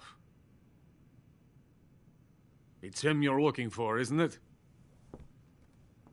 Because of him, I have been stripped of my authority. My research has come to nothing. Look. It is a revolutionary mobile nuclear missile system. A bipedal tank.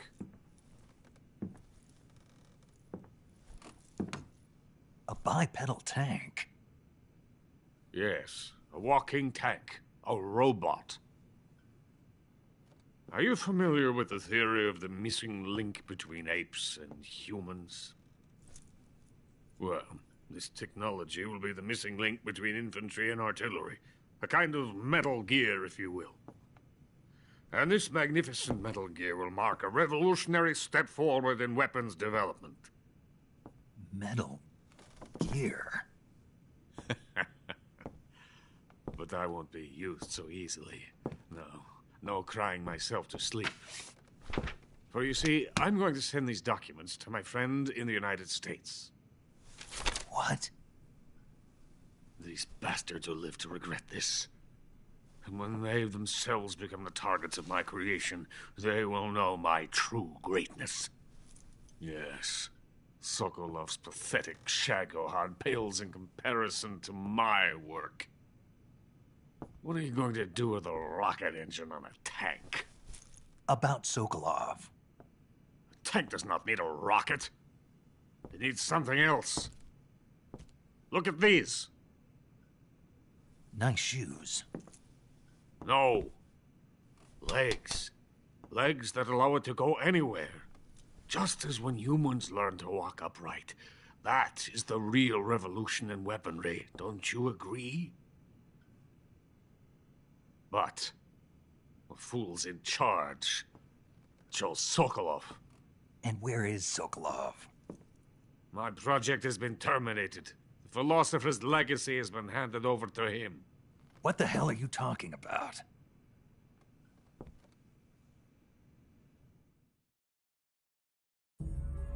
The philosopher's legacy. Haven't you heard of the philosophers? The Colonel has inherited their immense legacy.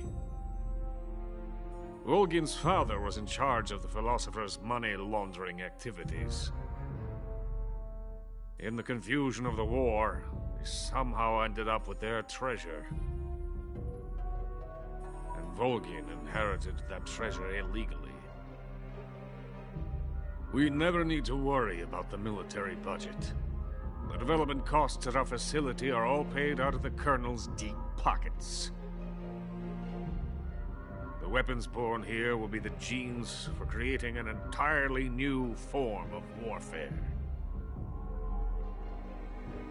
The funding for my research came out of that legacy. Came out of it. Now, my money, my men, all have been diverted to the Shagohod project. Tomorrow they will be conducting the final test, while Sokolov is making the final preparations in the weapons factory at Volgin's main base, the great fortress of Grozny Grad. Here I am, playing host to an enemy spy and drinking myself into a stupor. That's where they moved Sokolov? Yes. And the Shagohod is there too? Of course. Hey! You're not thinking of going to Grozny Grad. Are you mad? It's an impenetrable fortress. I'm sure it is. You'll be killed. I'll take my chances. Wait. What? Listen to me, you fool. I want to help you. Help me? To thank you for your compliment. What compliment? My shoes. Tatiana gave them to me. I wanted to thank you for complimenting me on them. I'll tell you how to get into the fortress. In return, I ask only that you get that idiot out of there and destroy the Shagohod. There is an underground tunnel that runs around the perimeter of the fortress. You should be able to use it to sneak into the base. Head for the mountains. The entrance to the tunnel is located there. Take this.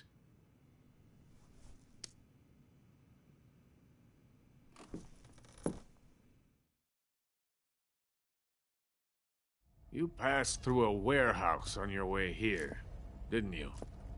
Yeah. There should have been a locked door inside of it. Do you remember it?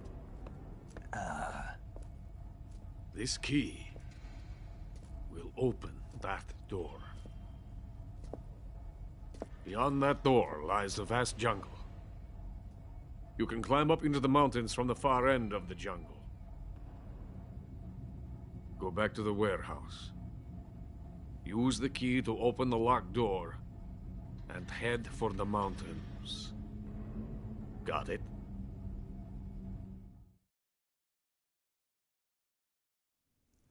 Why are you helping me? Unlike Sokolov, the thought of defecting has never once crossed my mind.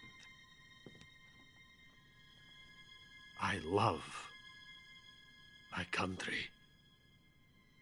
I love this land.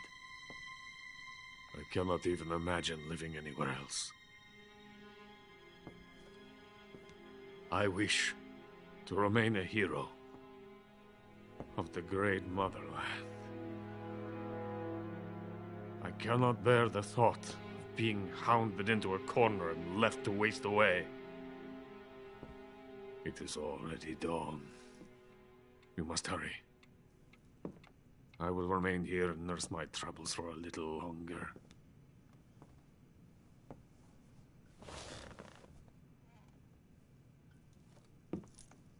To capitalism!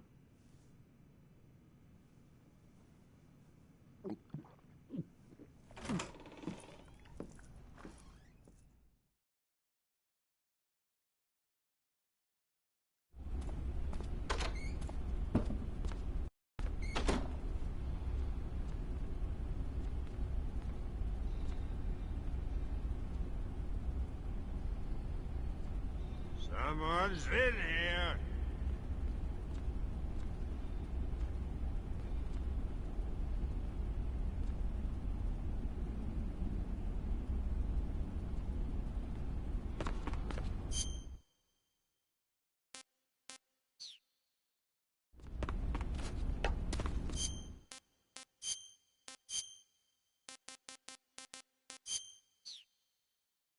I have nothing more to say to you.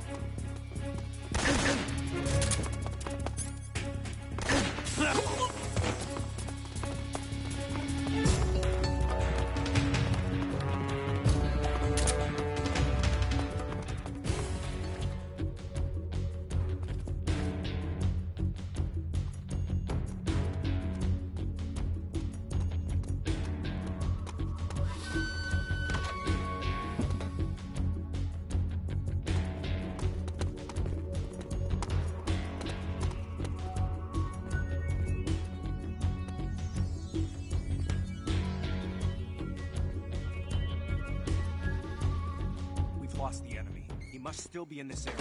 Find him.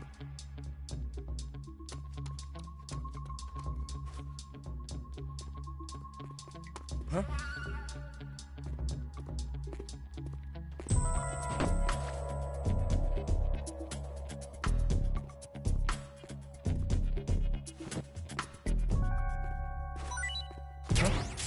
What's wrong?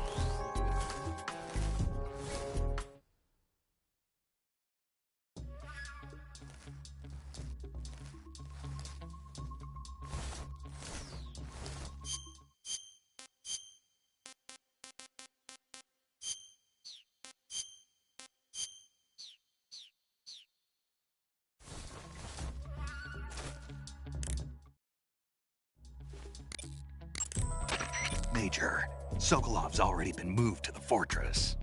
But that's only what Granin told you, right? He may have been giving you false info. No, he wasn't lying. How can you be so sure? Gut feeling. Good enough for me.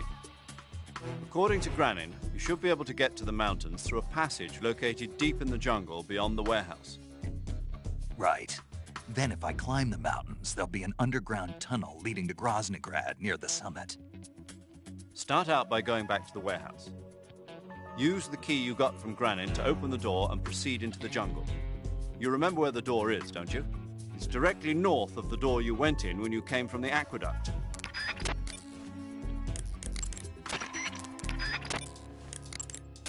You want to save? Hold on a sec.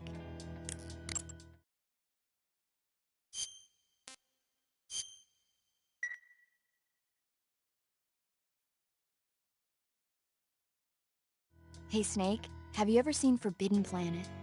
No, can't say I have. It's about this expedition that goes to the planet Altair 4 in an ultra-fast spaceship. When they arrive, they meet the survivor of the last expedition, Dr. Morbius. Dr. Morbius was exploring the planet along with his daughter Altera and the versatile Robbie the robot. Ignoring the doctor's warnings, the expedition team is suddenly attacked by an invisible creature called the Monster from the Id. The special effects they used for the science stuff were really neat. I wish I had a robot like Robbie that could make anything I wanted it to.